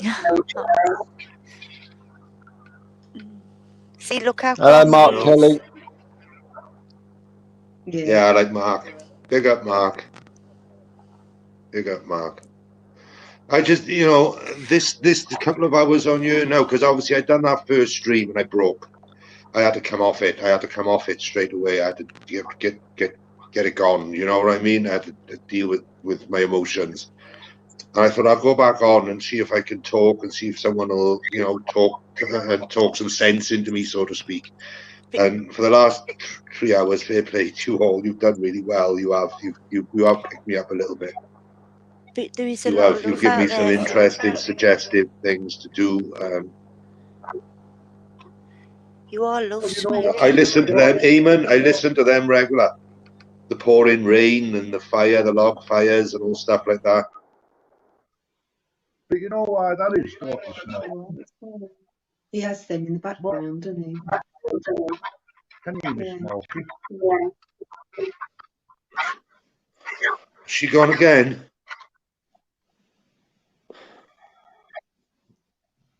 You don't panic, she'll be back on, Smokey, don't worry. Yeah, she'll be back. She'll be back. You're well loved, Smokey. You're well loved. There you go, see? There you go. Yeah. I just try and be me, guys. I'm not anybody else. I'm just me. And when I'm down, I'm down. And when I'm up, I'm up. Do you know what I mean? I can't act any other differently than what I'm feeling. The first time I ever seen you online was 3 months ago, Smokey. I didn't know you from Adam, right? And you was on a live stream, right? And you were speaking, and I'll tell you what, I fell in love with you, mate. I said I fell in love with you. I thought, what a lovely fucking guy that is. What a lovely, intelligent, caring guy. And Thank you. And if I think that, then everybody else must think that. But it's the truth. You're a fucking amazing, caring guy, Smokey. No, And that's why we're... Spunkfish. It's true, it's true. I'll help anyone. I'll help absolutely anyone, whether they're friend or enemy. I will help anybody. Right. The world's full of... Just got 1,000 quid. You're no parasite. Lovely. But I find great comfort in helping people. I find a good, you know what I mean? I get that warm thing when I'm helping someone. I get that warm feeling. And money can't buy that. Nothing can buy that. Oh, damn. Let's keep my scheme out the window then. So I was going to get a couple of grand. Oh.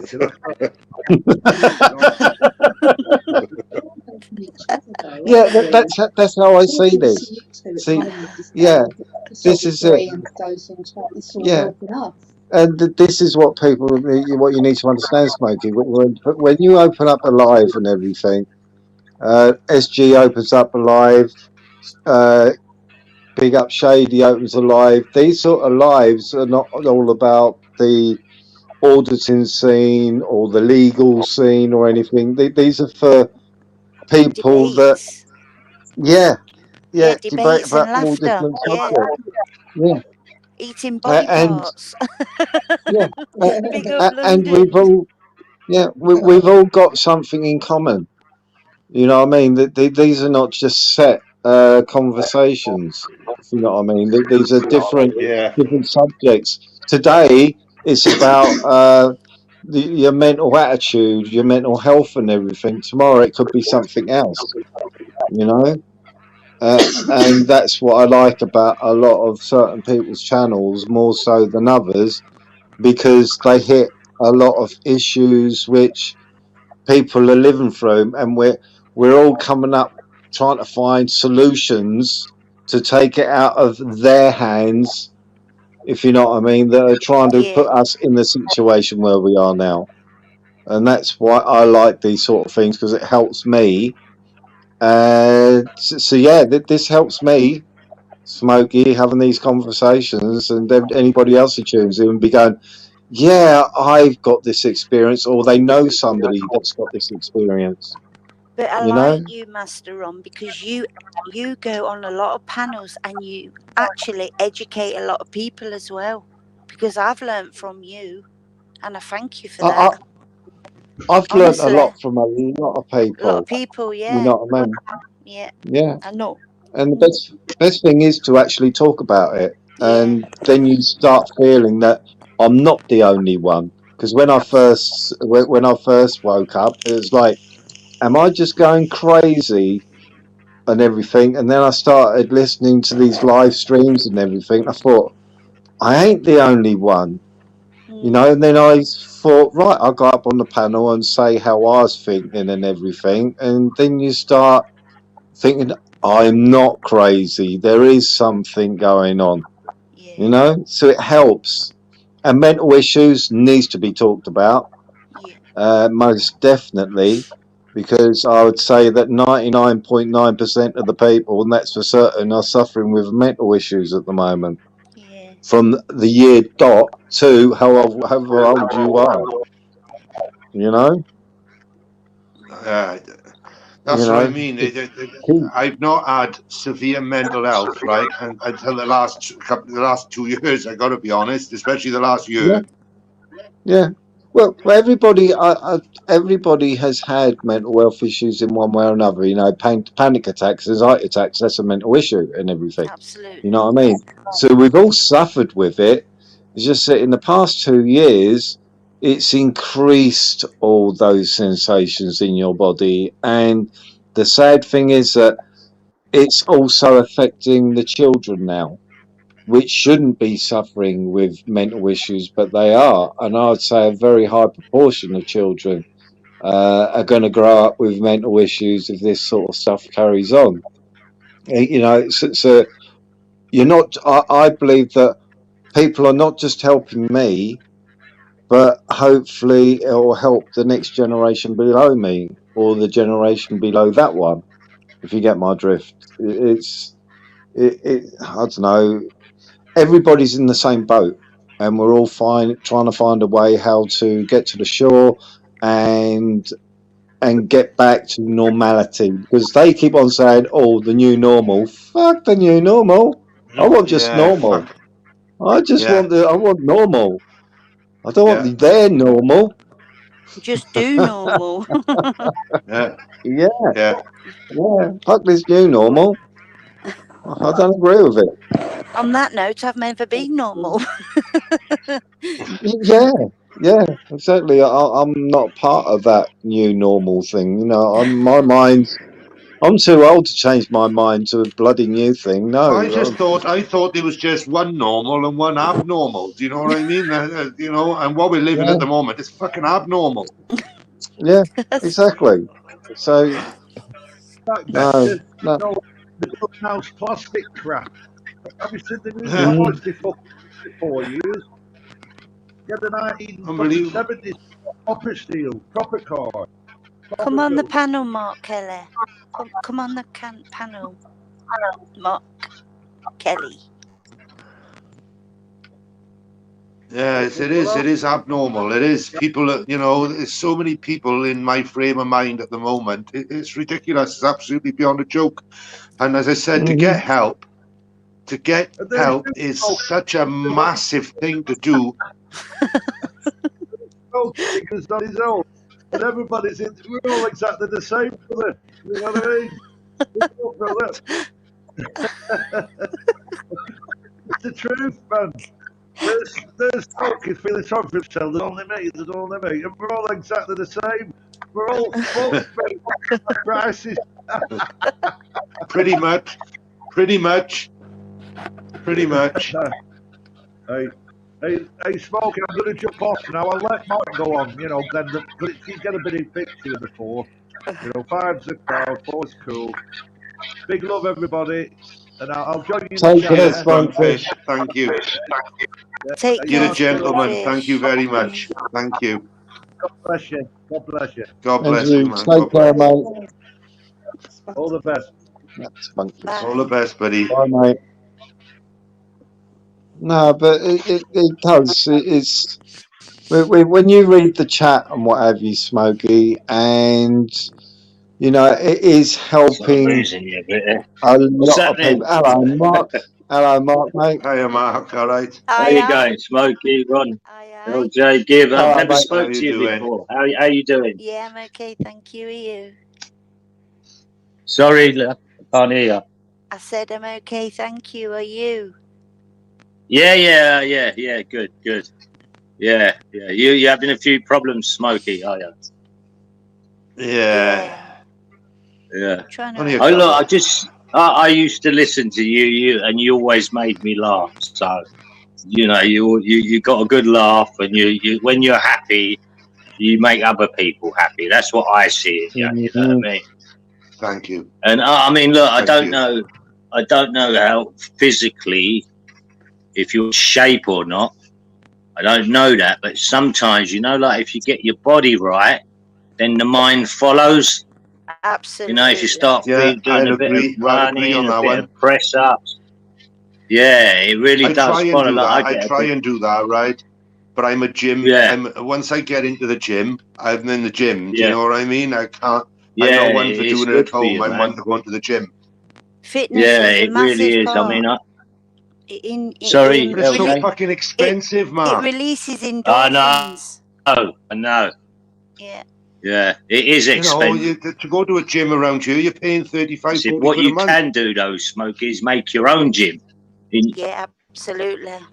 Yeah. No, what you do is make your own gym. Like there's lots of exercises you can do without being in the gym, and just push yourself. 2 weeks, Yeah. you think. Like I found when I was in, you know, God forbid it, but when I was in prison, No, I went to a lot of no. gym, and I thought it was great. Am I losing you guys? Yeah. Just No, you're just back now. a bit crackly. Oh, No, he's can you hear me now? glitching Hang on. out. You're back. Is that better? Back. That's better. Yeah. Yeah. Well, I mean, I don't know a lot about mental health issues, but like I said, if I get a bit down now and again, getting yourself physically in shape helps. I mean, I got an autistic daughter who's got all sorts of problems mentally and, you know, emotional problems. And, you know, like, I think you coming onto these, doing your lives and coming onto the panels, as long as you're with decently, and you're always going to get a few bad ones and a few trolls and that, but they're good for people, I think, on the whole. It can be fucking down for people when, you know, there's a lot of fucking bad people out there, and people watch. I mean, some of the comments I've seen in these chats, I'm like, whoa, fucking hell, man. That's well it'll near be fucking raw, isn't it? Yeah. But like I said, I'm not going to stay on long. I've got to really be up really early. I've got loads of things. I've got to be up about 6. But like I said, look, honestly, when I used to watch you before, and when you was laughing and cracking jokes, I think it lifted a lot of people. So take positives, and you've got a lot of positives, and I mean that, Smokey, mate. Thank you so much. Yeah, but did you I'm losing you again, guys. Can you hear me now? Like I said, you can have a million friends around you, but you can still have that little bit of loneliness, you know? Sure, yeah, exactly, yeah. But that does, I'm sure that helps being physically fit. The mind follows next, you know what I mean? It can do, I don't know, you know what I mean? But No, It does no, feel no. You're good. right to a certain degree. You are right. Yeah. You are right. Because I remember back in the days. You know, when you do a good jail, workout, you feel strong, you feel fit. Yeah. You know, feel like you could take on Mike Tyson sort of style. You know what I mean? Yeah. And it does make your nut feel a lot better. Yeah, you know, it does. that's the way I feel anyway. When I go, I mean, I've got a touch in one of the gyms I go to, is I know people in there, so I get it pretty cheap. But I didn't even play this month. He went, "No, you've hardly been in over December." So this is what I mean. I don't know anybody like that. Next time you pay is February. Nice. Save me 25 quid. You know what I mean? It's £35 down here. 35. I don't even do a lot, Smokey. I just enough to keep you. That's a lot of money, isn't it? Yeah. Too much, you know. Too much. Is there none of them like council gyms or nothing? No. Yeah, it's a lot of dough, isn't it, man? It's a lot. If not, just make your own gym. You know, you can do press ups, the back off the doorstep, bit of running. I know it's hard to get out there running in this time of year, but even a little short jog to the shop makes you feel better. You know. Yeah. Yeah, well, I'm going to try something tomorrow. I am, Mark. I am going to try something tomorrow. You could just start tomorrow, just to walk round the square. Yeah. And then, like, the next day, another, you know, do another round, and then keep going. Yeah. Get rid of That's them. it. Get rid of them man boobs. Yeah. Sorry. Get Smokey. What man? Fucking hell. Well, stand up. Smokey, I'll never grab it. Fucking sitting up there now. Our camera is. It ain't fucking going down here. It's staying up there now. Anyway, listen. I just wanted to jump on for a second just to say hello, because I've got to be up really early. I'm going to stay in the chat, but listen, be good, Smokey. LJ, nice speaking to you. Mark. Yeah, you too. Thank you, Mark. Master Ron, always, you know that. I know, mate. Respect to you, Mark. You take care of yourself, mate. Tell our people. Nice one. God bless, Mark. Bye. God bless. Bye, mate. Bye. So, yeah, see, all good suggestions, mate. All good suggestions. And believe me, it helps me too. It helps everybody.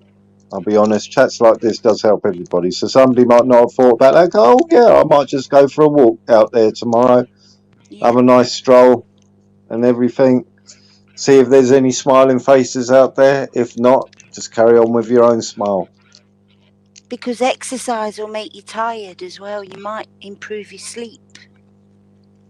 That's true. Yeah.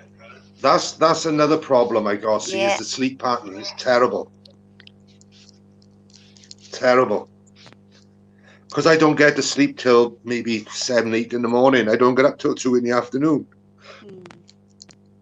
You know? Yeah. And then I'm ratty as fuck all day then.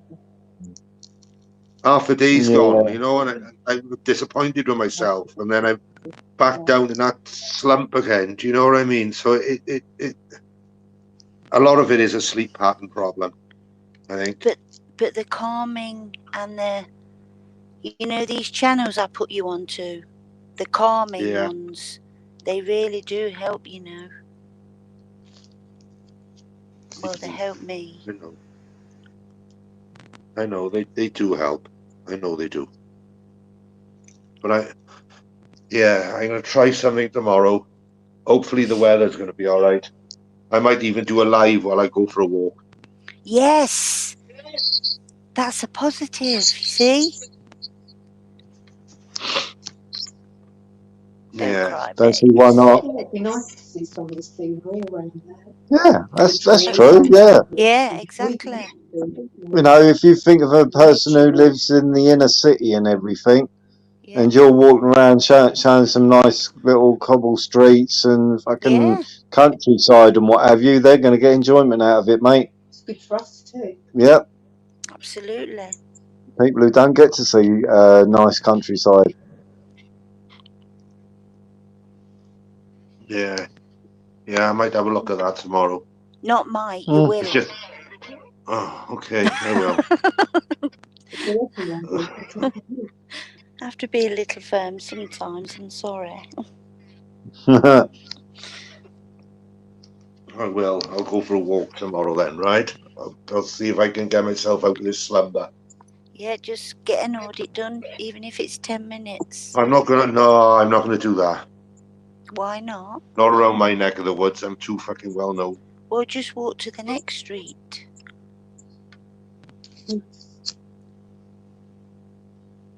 Yeah, I might just drive somewhere and just go for a walk. That's not exercise.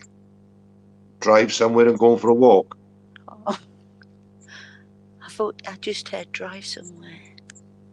No. Drive You somewhere. got a castle near you, haven't you? Oh, You got a castle near you. Maria Moon. I've got loads of them. Gorgeous. Well, there you go. That castle. Castle ruins. Walk around the castle ruins, filming it live. LJ, I love it. We will. Lots of other people will, and you will.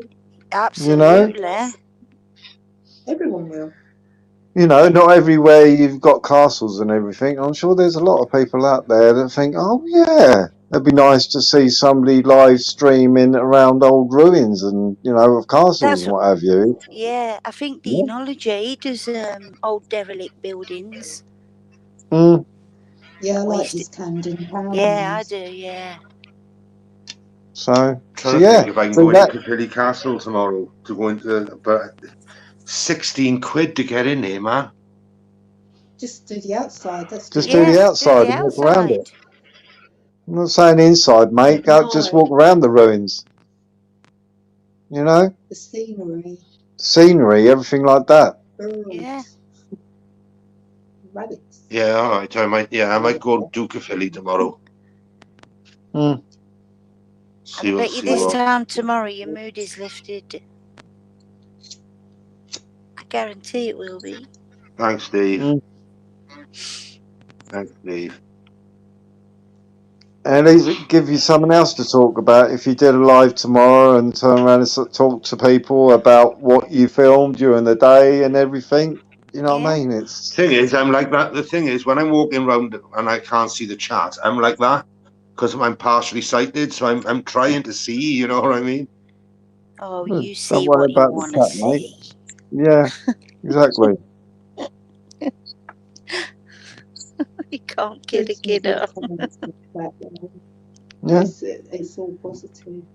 Yeah. You know, 'cause you'll see me struggling trying to read the chat and that. You know, and it's, Well, just do an audit. You don't have to do a live. I don't want to do an audit, babe. Why don't you? I can't be sat outside a fucking police station. Not in the No, mood. no. I didn't say a police station. LJ's just meaning just walk around filming and what have you. Yeah. You know, just filming around. Well, I might park the car at the top of town and then do a live walk through town and go into the castle, walk around, and then. Yeah. All right. I got a plan of action. Meet up with JB. Go together. Yeah. Okay. Or take David, your neighbour.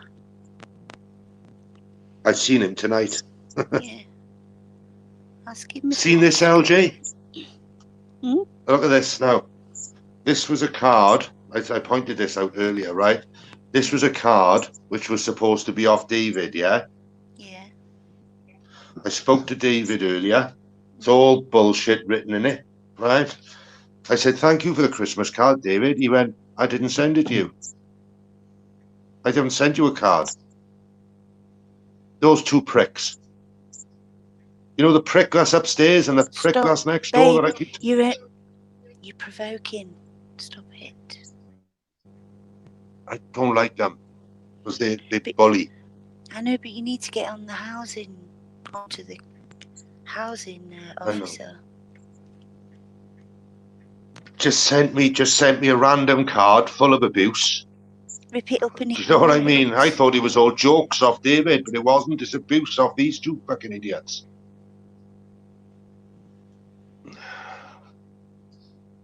Oh well, then they must be thinking of you a lot then. Exactly. Well, he got no fucking choice upstairs because I play my music till 2 in the morning if he carries See, on that's fucking pissing me off. provoking. Yeah, but I will, because of course I will. He looked through my windows and all that, man. I got no privacy. I got to keep my curtain. I live in the dark.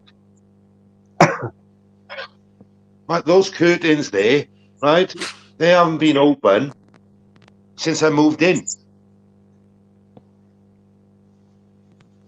Because I can't have curtains open because they look through my windows. Okay. You can always do a Mooney. Do a Mooney the way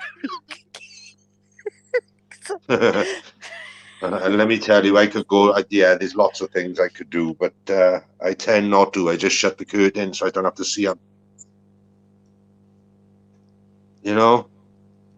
I'll show you. I'll show you. This is what I got to do in my flat, right? To stop them fucking looking in my house, right?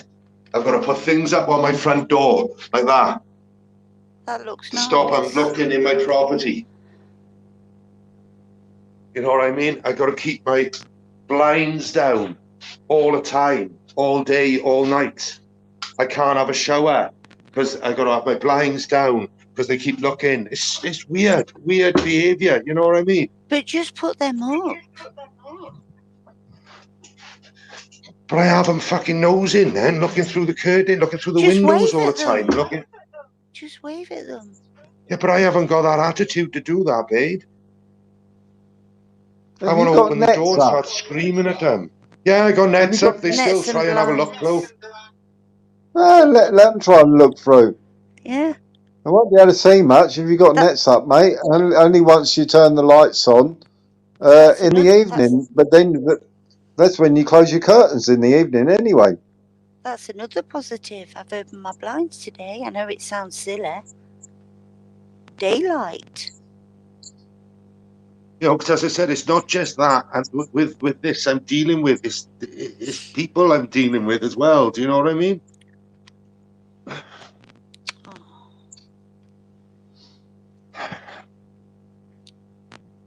You know, today I went out to my car. There's 4 big long scratches up the side of my fucking car. It's like, come on, leave me alone.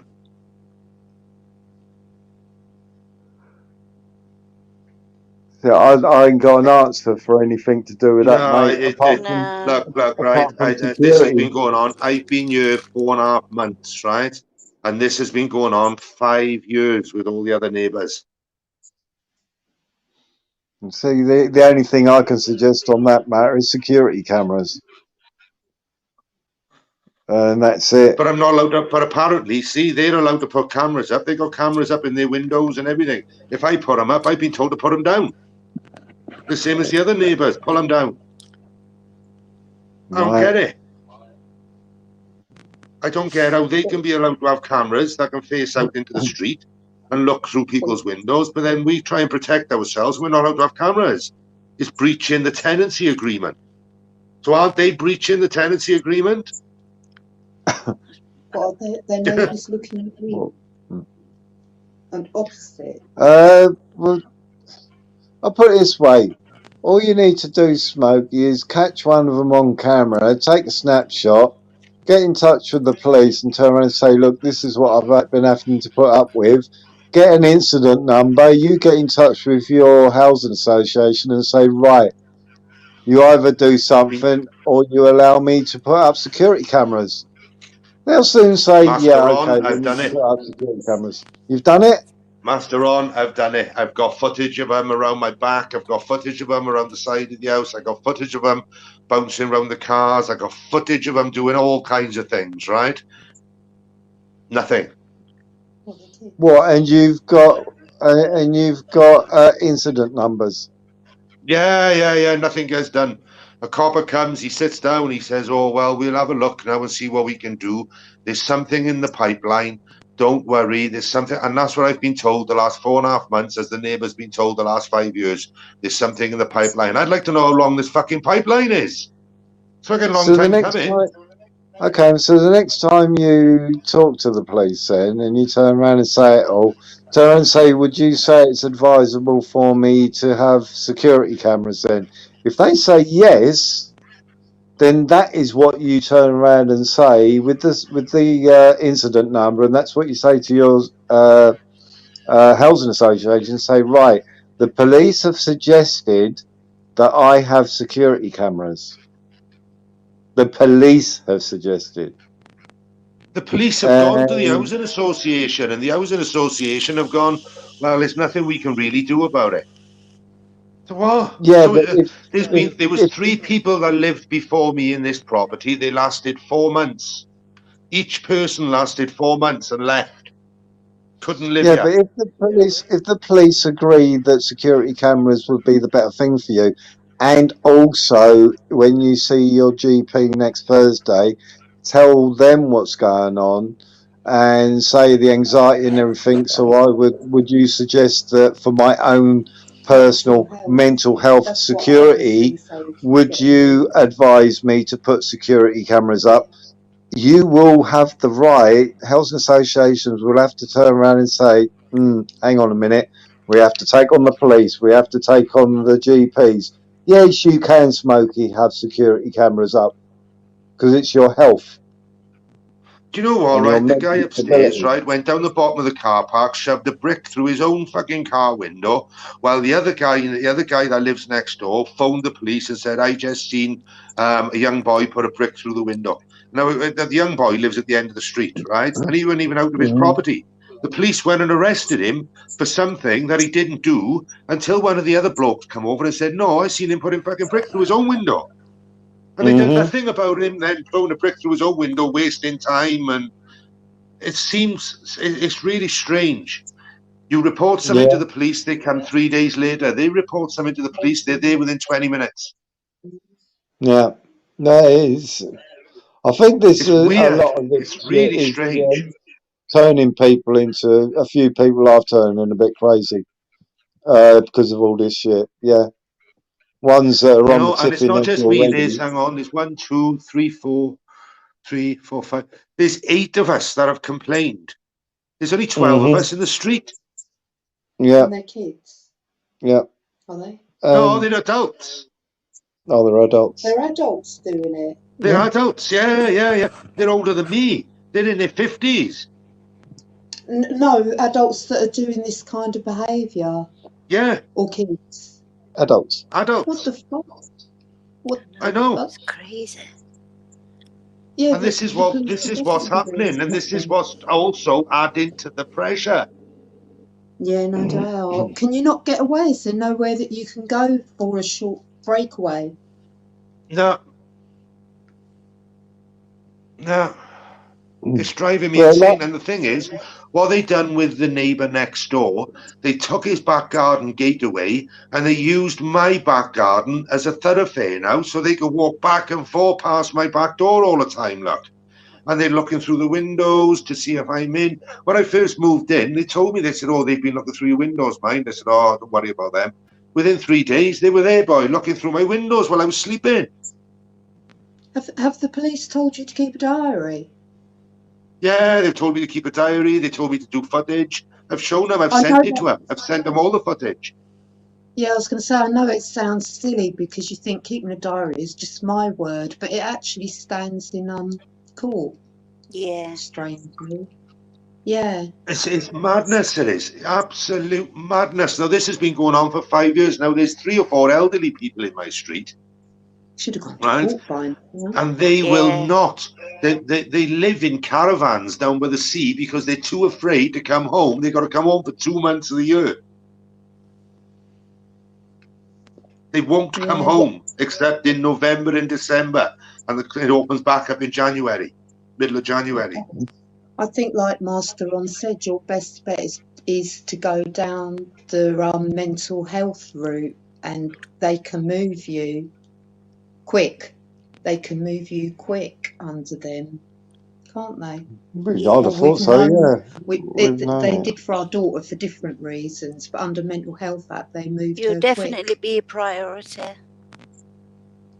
Yeah. It just feels like there's no help, and there's no help anywhere for anything, and it's just get into the it is. Yeah, but you have to go and you have to go to the GP and be open and frank about everything. You got that appointment next week. Yeah, exactly. That's what Yeah, I'm pointing write at. things Is next down. Thursday when you go and see the GP and say, Between look, now. this is how it is, and lay everything out on the table and say, look, I need this help because of this, because of this, because of this, because of this, and just say I it's a got build up. footage. I got footage of me going down the police station with a lady, right? And LJ knows about this because I told her about this.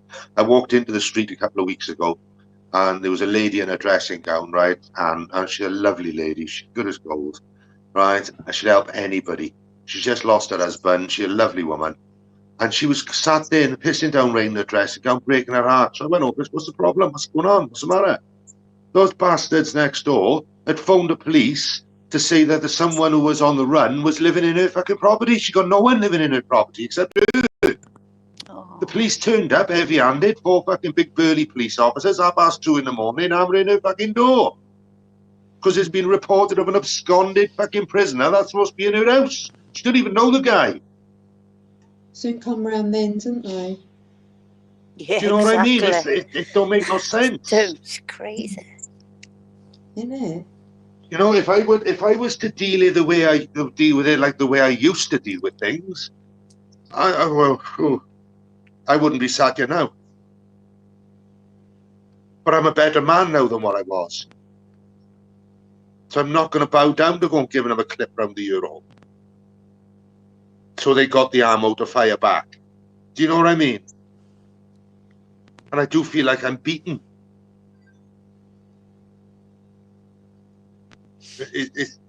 So it's not just the mental health problems that I'm dealing with. I'm dealing with dickheads as well. You know, I don't mean that to be, but it is what it is. Bullies. Well, that's the only advice I can give you is when you go to the doctors and you say you've been in touch with the police, you got incident numbers of this occurring, and what it's doing to you. Housing Association isn't being any help at all. I've asked could I put security cameras up to make me feel secure. Housing Association has refused me to be allowed to do that.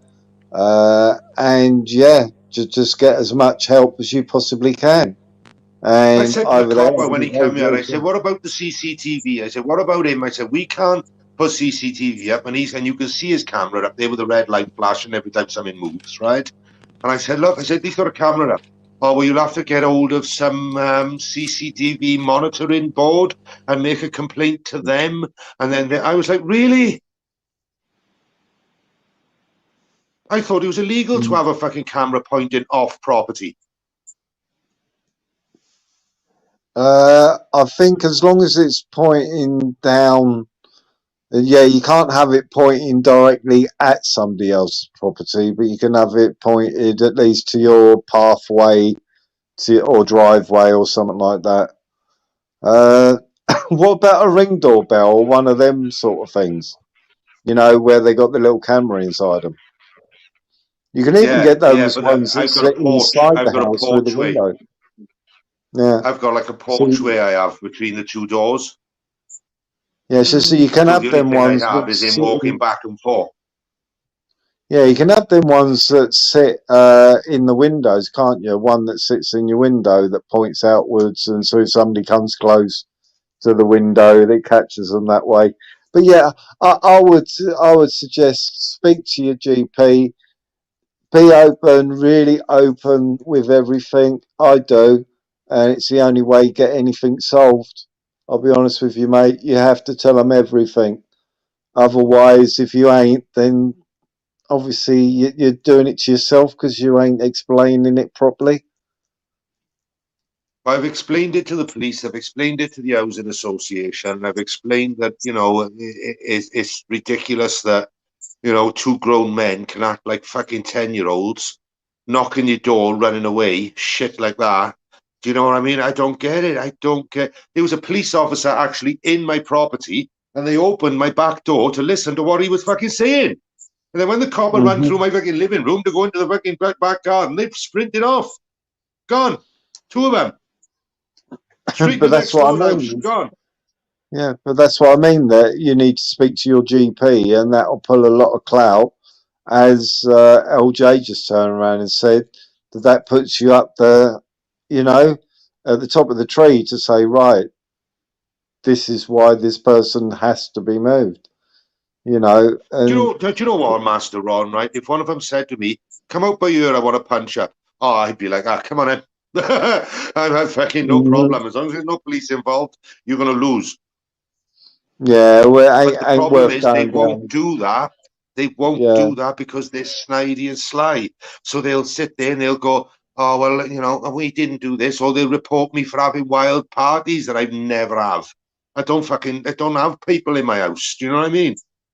Yeah. Well, like I said, the only thing I can suggest to you would be the best thing to do when you go to that appointment on Thursday next week is to be open and frank about everything that's going on, which is really affecting you mentally, and that obviously affects you physically, and go from there. Hopefully you see a GP which will go, right, okay then, right, we're going to sort this situation out for you. Also, what Mark turned around and said, I've said it, a few people, or Jazz said it, you know, do a little bit of exercise, build yourself up and everything. That'll bring some positivity back. But yeah, if one of the problems is you're living in an area which seems to be mentally draining on you, then the place to go to there is to the GPs and to say to them, right, I need your backing where the Housing Association is concerned. I really do need your backing. And I don't know, you might just get it. You know, what's the worst thing that can happen? No. You know, but you got to be upfront with it, Smoke. You got to be honest with them. You got to tell them exactly, you know, hold nothing back. That's the only way you get any help from a GP or a specialist or anything, is if you're upfront and open about it. You know, even if you burst out crying in front of them, what the fuck? You know what I mean? If it's that bad, you know, they're going to have to take notice, mate. Yeah. Something's got to be done, because it's not just me. It's the, you know, it's the elderly as well that's being bullied by them. It's not fair. Yeah, exactly. Either move them or move us. Well, you got to put yourself first. This is it. You have to put yourself first. You know what's best for you. Yeah. That's the only advice I can really give on that one. You know, so as I said, it's not just the stresses of everyday life at the moment. It's the stresses of what people could actually stop doing to stop you fucking stop causing it. Do you know what I mean? Well, which then inflates as you can see me ripping myself to bits, you know, itching, and that's what it does. It causes my conditions to fucking really go skyward. Well, you know, this is why I haven't been too well the last couple of weeks. You know, the last 4, 5, 6 weeks, been really unwell because of it. Because of various other things. I wear my heart on my sleeve. That's the problem. That is a problem. That is, but I can't help who I am. Well, no, I wish I could help more, apart from what I've said, Smokey, for you, for your mental health and what have you. You know, squaring up to them, that will achieve nothing. Accidents will happen. Accidents will happen. You know what I mean? You know what I mean by accidents will happen. It can do. Can happen. But I'd say to you, go to the doctor. You know what I mean? And if you're talking about it and it brings a tear in your eye, and or you end up crying and everything, just don't hold anything back, because the more I've found that the more I've told and been upfront and honest with all my specialists and all my GPs, the better help I've had out of it when I've really opened up and been honest. And it goes through quicker as well, the help. Because then they know what they've got to act on. I'm going to try and solve it tomorrow. I'm going to take the advice I've been given tomorrow. Mm-hmm. Well, that's the first step. Yeah. Make sure my phone is fully charged. Yep. And go for a little walk and try and get myself out of this fucking rut I'm in. Mm-hmm. Yep. And I'm sure that, you know, people seeing if you ended up going to some ruins or a nice little country area, or I don't know how far the beach is to you, walking down the beach and people watching, and you know what I mean. But people, especially inner city people, they don't get to see things like that. So a lot of inner city people will go, "Wow." You know what I mean? All I see is buildings, and that's it. I think you can go up into the first turret of Cavilly Castle for free. I think the first turret. Mm-hmm. I think you can walk up around and actually go on the top and have a good view around. You know. There you go. Yeah. Like Dave said, first thing first, get out for a while. The rest of Yeah, like Dave says, yeah, first things first, get out for a while, then the rest can follow. That's it. Yeah. Maybe do a meditation to sleep. You heard Maria Moon there. Yeah. Meditation tonight. Get some good sleep. Tomorrow's another day. Or is it tomorrow yet? I'm not too sure. No, it ain't yet. No, not yet. No, my alarm went. We still got 15 minutes of today, I think, yet. Yeah. No, I remember my alarm went and it is reminding me to take my pills. But no, mate. Oh, shit, yeah. See, I haven't taken mine. See, I've had food, but I haven't taken mine. Just don't let the arseholes get you down, mate. You know what I mean? And do what's best for you. And I don't know.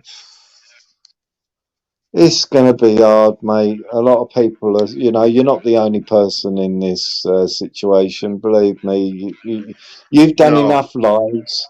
You've done enough lives now, mate, and you know that there's a lot of people who are going through exactly the same thing as you are. You know, some worse, some better, but you know. This is why I had to do a second one, because the first one I lost control of all emotions. It all went fucking wayward, and I had to just end. Poof, gone. You know what I mean? I had to, but I had to come back on then. But I composed myself a little bit more and thought, right, okay, get a grip. Get a grip. You know, this might actually help, and it has. It really hopefully. has. Talking so, is a good thank thing. you to everyone in the chat, and thank you to everyone, you know, to you and to everybody who's been on the panel. Thank you very much, because it has helped. No, you know, you've helped me, you've helped Maria Moon, you've helped people in the chat by what we see. You know what I mean? You know, some people will relate to it. Some people might know somebody and thinking, hang on a minute, that's just like Jeff or Gillian or somebody down the road, you know. Maybe, you know what I mean? It is, you can have the arseholes, obviously, but most of the people more likely are suffering with it or know of somebody who is suffering of it, you know, and it comes to an understanding. So, yeah. I don't know, mate. There's not a quick fix. You. I just thank you all for helping me tonight, because it has helped. Well, like Maria Moon, and you know, like we said, it helps a lot of people. Thank you too. You know, so you know, thank you too, mate. These sort of conversations need to be had. You know, especially at the moment. And you've got to understand as well, when it's mental health, right? It is a bit of a roller coaster. It is, you know, 1 minute you can feel really on top of the world, and the next minute you're hitting rock bottom, and then within the next half hour you're up on top of the world again, and then it's back down, and that's how unstable it is. You know, it is. It's up and down, up and down, up and down. It's terrible. Awful thing to suffer from. Living in the moment is the best thing. It's hard to do all the time, but living in the moment. Did you hear that? That's what they say. I heard a little bit of it. Maria Moon said, living in the moment is the best way to look at it. Is to be rather than looking ahead or looking back. Is that what you're saying? Yeah, but we all have to keep live in the moment. Putting ourselves that way. Get grounded, isn't it? I think grounded. Yeah. You know, and you know, just step by step. Gratitude is so nice. And don't let the buggers get you down. Yeah. That's really it. Don't let the buggers get you down, because otherwise they win. Every time you take a fall, they win. Don't let them. No, you're right. You're right. You are right, Black. You are right. It just, yeah, you're right. And there's no other answer to it. You're right. But try that meditation sleep which Maria Moon put up. One of his. Look at I think he's got loads on there. I don't know, but I think he's got quite a few on there. And just, you know, when your head hits a pillow, getting a nice relaxed, and just listen away, and you never know. Tomorrow you'll wake up and go, fucking hell, that was nice. You know? Yeah. Like, oh, wow, that was a good night's sleep. Well, yeah. The thing is, see, I talked to LJ till about fucking 2 in the morning. Well, whenever you do go to bed.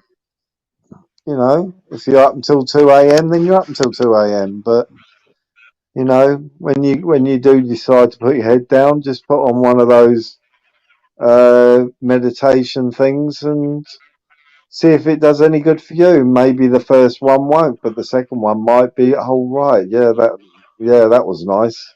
I don't know. First one Maria Moon put on, I thought, what the hell's all this about? But the second one knocked me out, mate. You know, I did what you're supposed to do, was listen very carefully and everything, and I felt my body relaxing and everything. I thought, fucking hell, this is good. Just tells you to breathe, doesn't it? Oh, bloody hell. Yeah. Because I do a few breathing exercises as well, but they don't tend to work so well anymore for some reason. But that's I used to do a lot of them, in through the nose, out through the mouth, and you know, steadily breathing. And but that comes down to the panic and the anxiety side of things. You know, like I feel sometimes, I know certain traits of it where you feel your shoulders are coming up to your ears and things like that, and then you're sort of trying to force them down. I know, mate, I know. And you try to force them down and things like that. Yeah. You can see the signs and you think, oh, fucking hell, they're starting to come up into my ear again. And your chest starts hurting, you start breathing heavy, and that's it then. It's got such past the point then, you just don't know what to do. You're in a hell of a mess. So you know, I'm sure a lot of people have suffered with that. They get more likely thinking right now, oh yeah, I can remember, or they're doing it right now. Yeah, my shoulder's coming up to my ear and everything, and I'm fucking get down. And it's just tension. You've got to get those down and relax. And when you start noticing the little, I don't know, signs and what have you, you start being able to take control of it again. You know, so that's when I last went to the physio a few weeks ago, and I said to the physio, like I said, I've been to physio before, and I know the signs and everything. If your shoulders, you start feeling your shoulders coming up to your ears and what are you raising, and that means that obviously your shoulders are going to go tense, your neck's going to go tense and everything, and it's just a cycle of pains and, like you said, anxiety and everything. So if you know the signs and what have you, you can start understanding. You can counteract it. I don't know. Yeah. And so I'm They used were to going to put me on something called propranolol. propranolol, Is right? it? Yeah, that's supposed to ease the anxiety and the tension and the panic attacks. And problem is, it gave me a fucking massive asthma attack. So I was like, oh fucking hell, they took me straight off that. Exactly, and it lowers blood pressure. See, I couldn't take them. What they've given me now is 5 milligram diazepams. I try not to take diazepams, so I only take it when I want it. They put me on morphine, but I only do it once a day because I don't want to. Because once this next situation, this nerve and everything is sorted out, I plan not to be on morphine again. But if I really start taking it and what have you, you know yourself, all of a sudden it's hard to wean off the damn stuff. And, you know, it's like anything like that, anything opiate based, then you're in a spiraling staircase to wean yourself off of that shit again. Yeah. You know, so I'm supposed to take it 3 times a day, but I've decided no, I'm only going to take it during the night when I'm trying to sleep and use it that way rather than, you know, just keep on popping painkillers and morphine all day long. I don't want to go down that route. No, you know, I don't blame him. I don't blame him, to be honest. I really don't. Yeah. Because the thing is, even with things like diazepam, it's so addictive. Yes. All the R's are addictive. Tamazis, diazes, they're all really, really addictive. Yeah. So what I'm doing with the diazepam is I'm splitting them in 2. So, like when I decide to go to bed, take half of it before I go to bed, and obviously you have 2.5 mil and then 2.5 mil. Yeah, and then if I need the other half later on in the day, then I'll just take the other half. If I don't, then I'll take it when I go to bed. Yeah. Rather than thinking, oh yeah, let me pop these pills. They've given them to me, so let's pop them. No, I'm not. I don't want to go down that line. I've seen what happens to people when they start popping pills. You know what I mean? It's not good. Xanax. Look at NC girl bringing up Xanax. That stuff is fucking naughty. Xanax is fucking naughty things. They are. Yeah. North Carolina girl. Yeah, the morphine's for pain. I'm in a lot of pain, but I don't. I'd rather feel a little bit of the pain rather than eventually having to wean myself off of morphine. You know, I don't want to become one of those people that come dependent and go through cold turkey. I've seen it. Don't want to be part of that thing. So, yeah, just temporary. Hopefully, temporary. Yeah. I just hope the hospital doors stay open. Yeah. But yeah,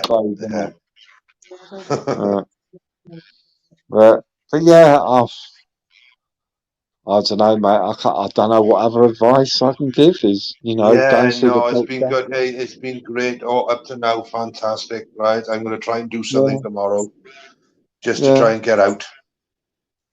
But I think you've had a lot of people have turned around and said a lot of positive stuff in the chat. A lot of people have related to the conversation. Spunkfish put in his bit, which is good information. Mark come in with his bit, good information.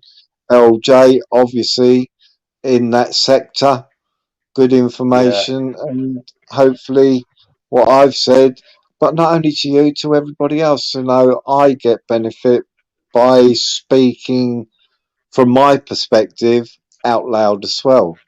So it's really strange that I've actually, through hopefully helping you and actually helping anybody else, it's helped me at the same time. And just speaking out is a good thing. Being open. That's because that's it. all I can be, man. Yeah, All you I know, can be. just yeah, I'm sure that letting it out, you know, is a release.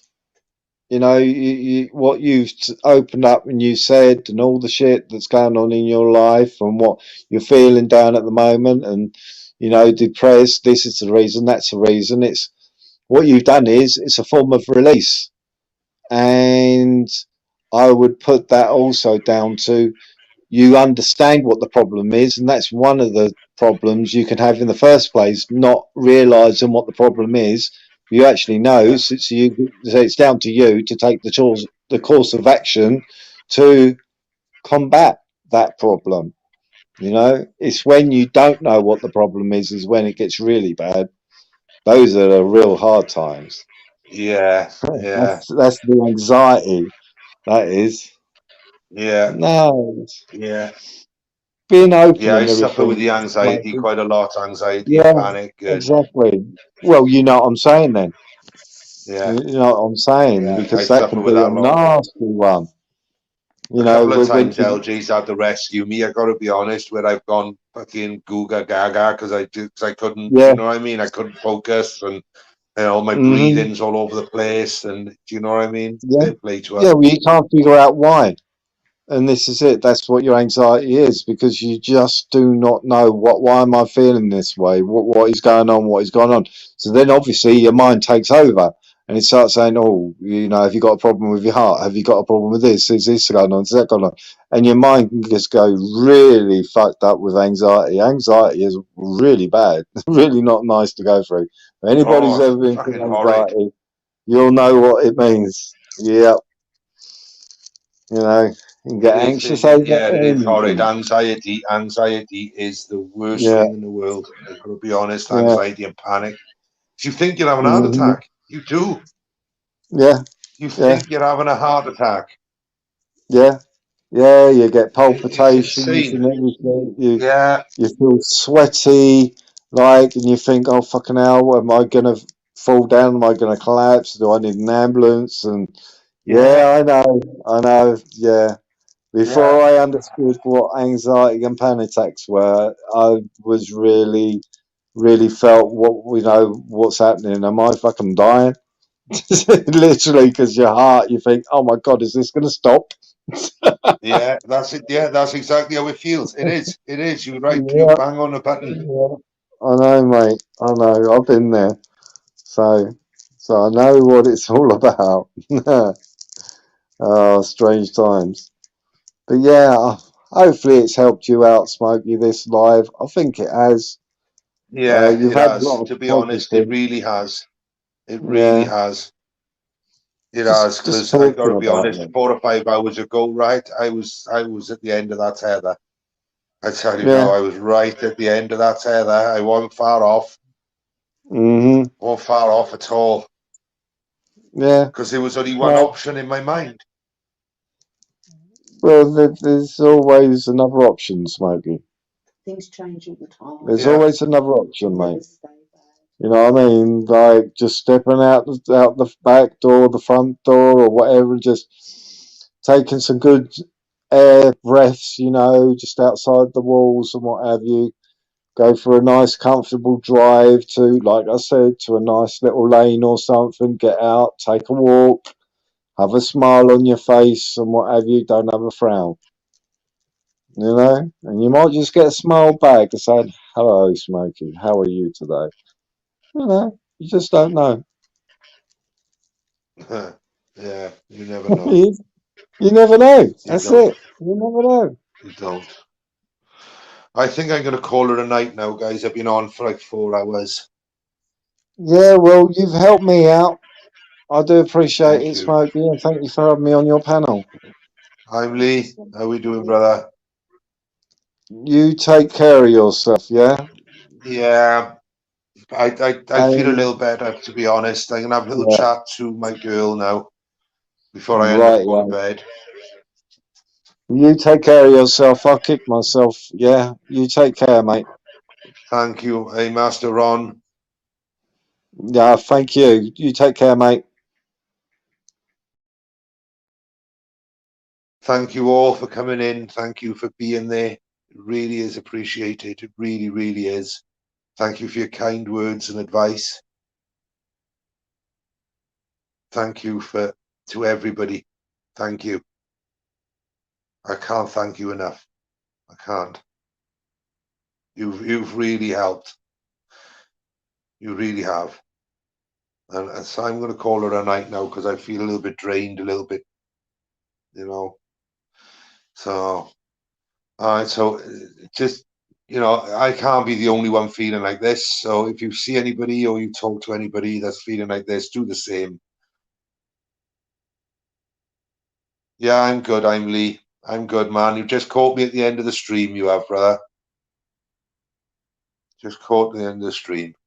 But if you see anybody and they're down, and just go and say hello. 2 minutes, 1 minute, smile. It might make somebody's day. Stop them doing something stupid, like people have done for me tonight. Yeah. So just look after yourselves. Look after who you love, and be there for each other. I'll smoke you out. Take it easy, people. Thank you very, very much for being there for me. Thank you. Thank you. Bye-bye. Bye-bye all.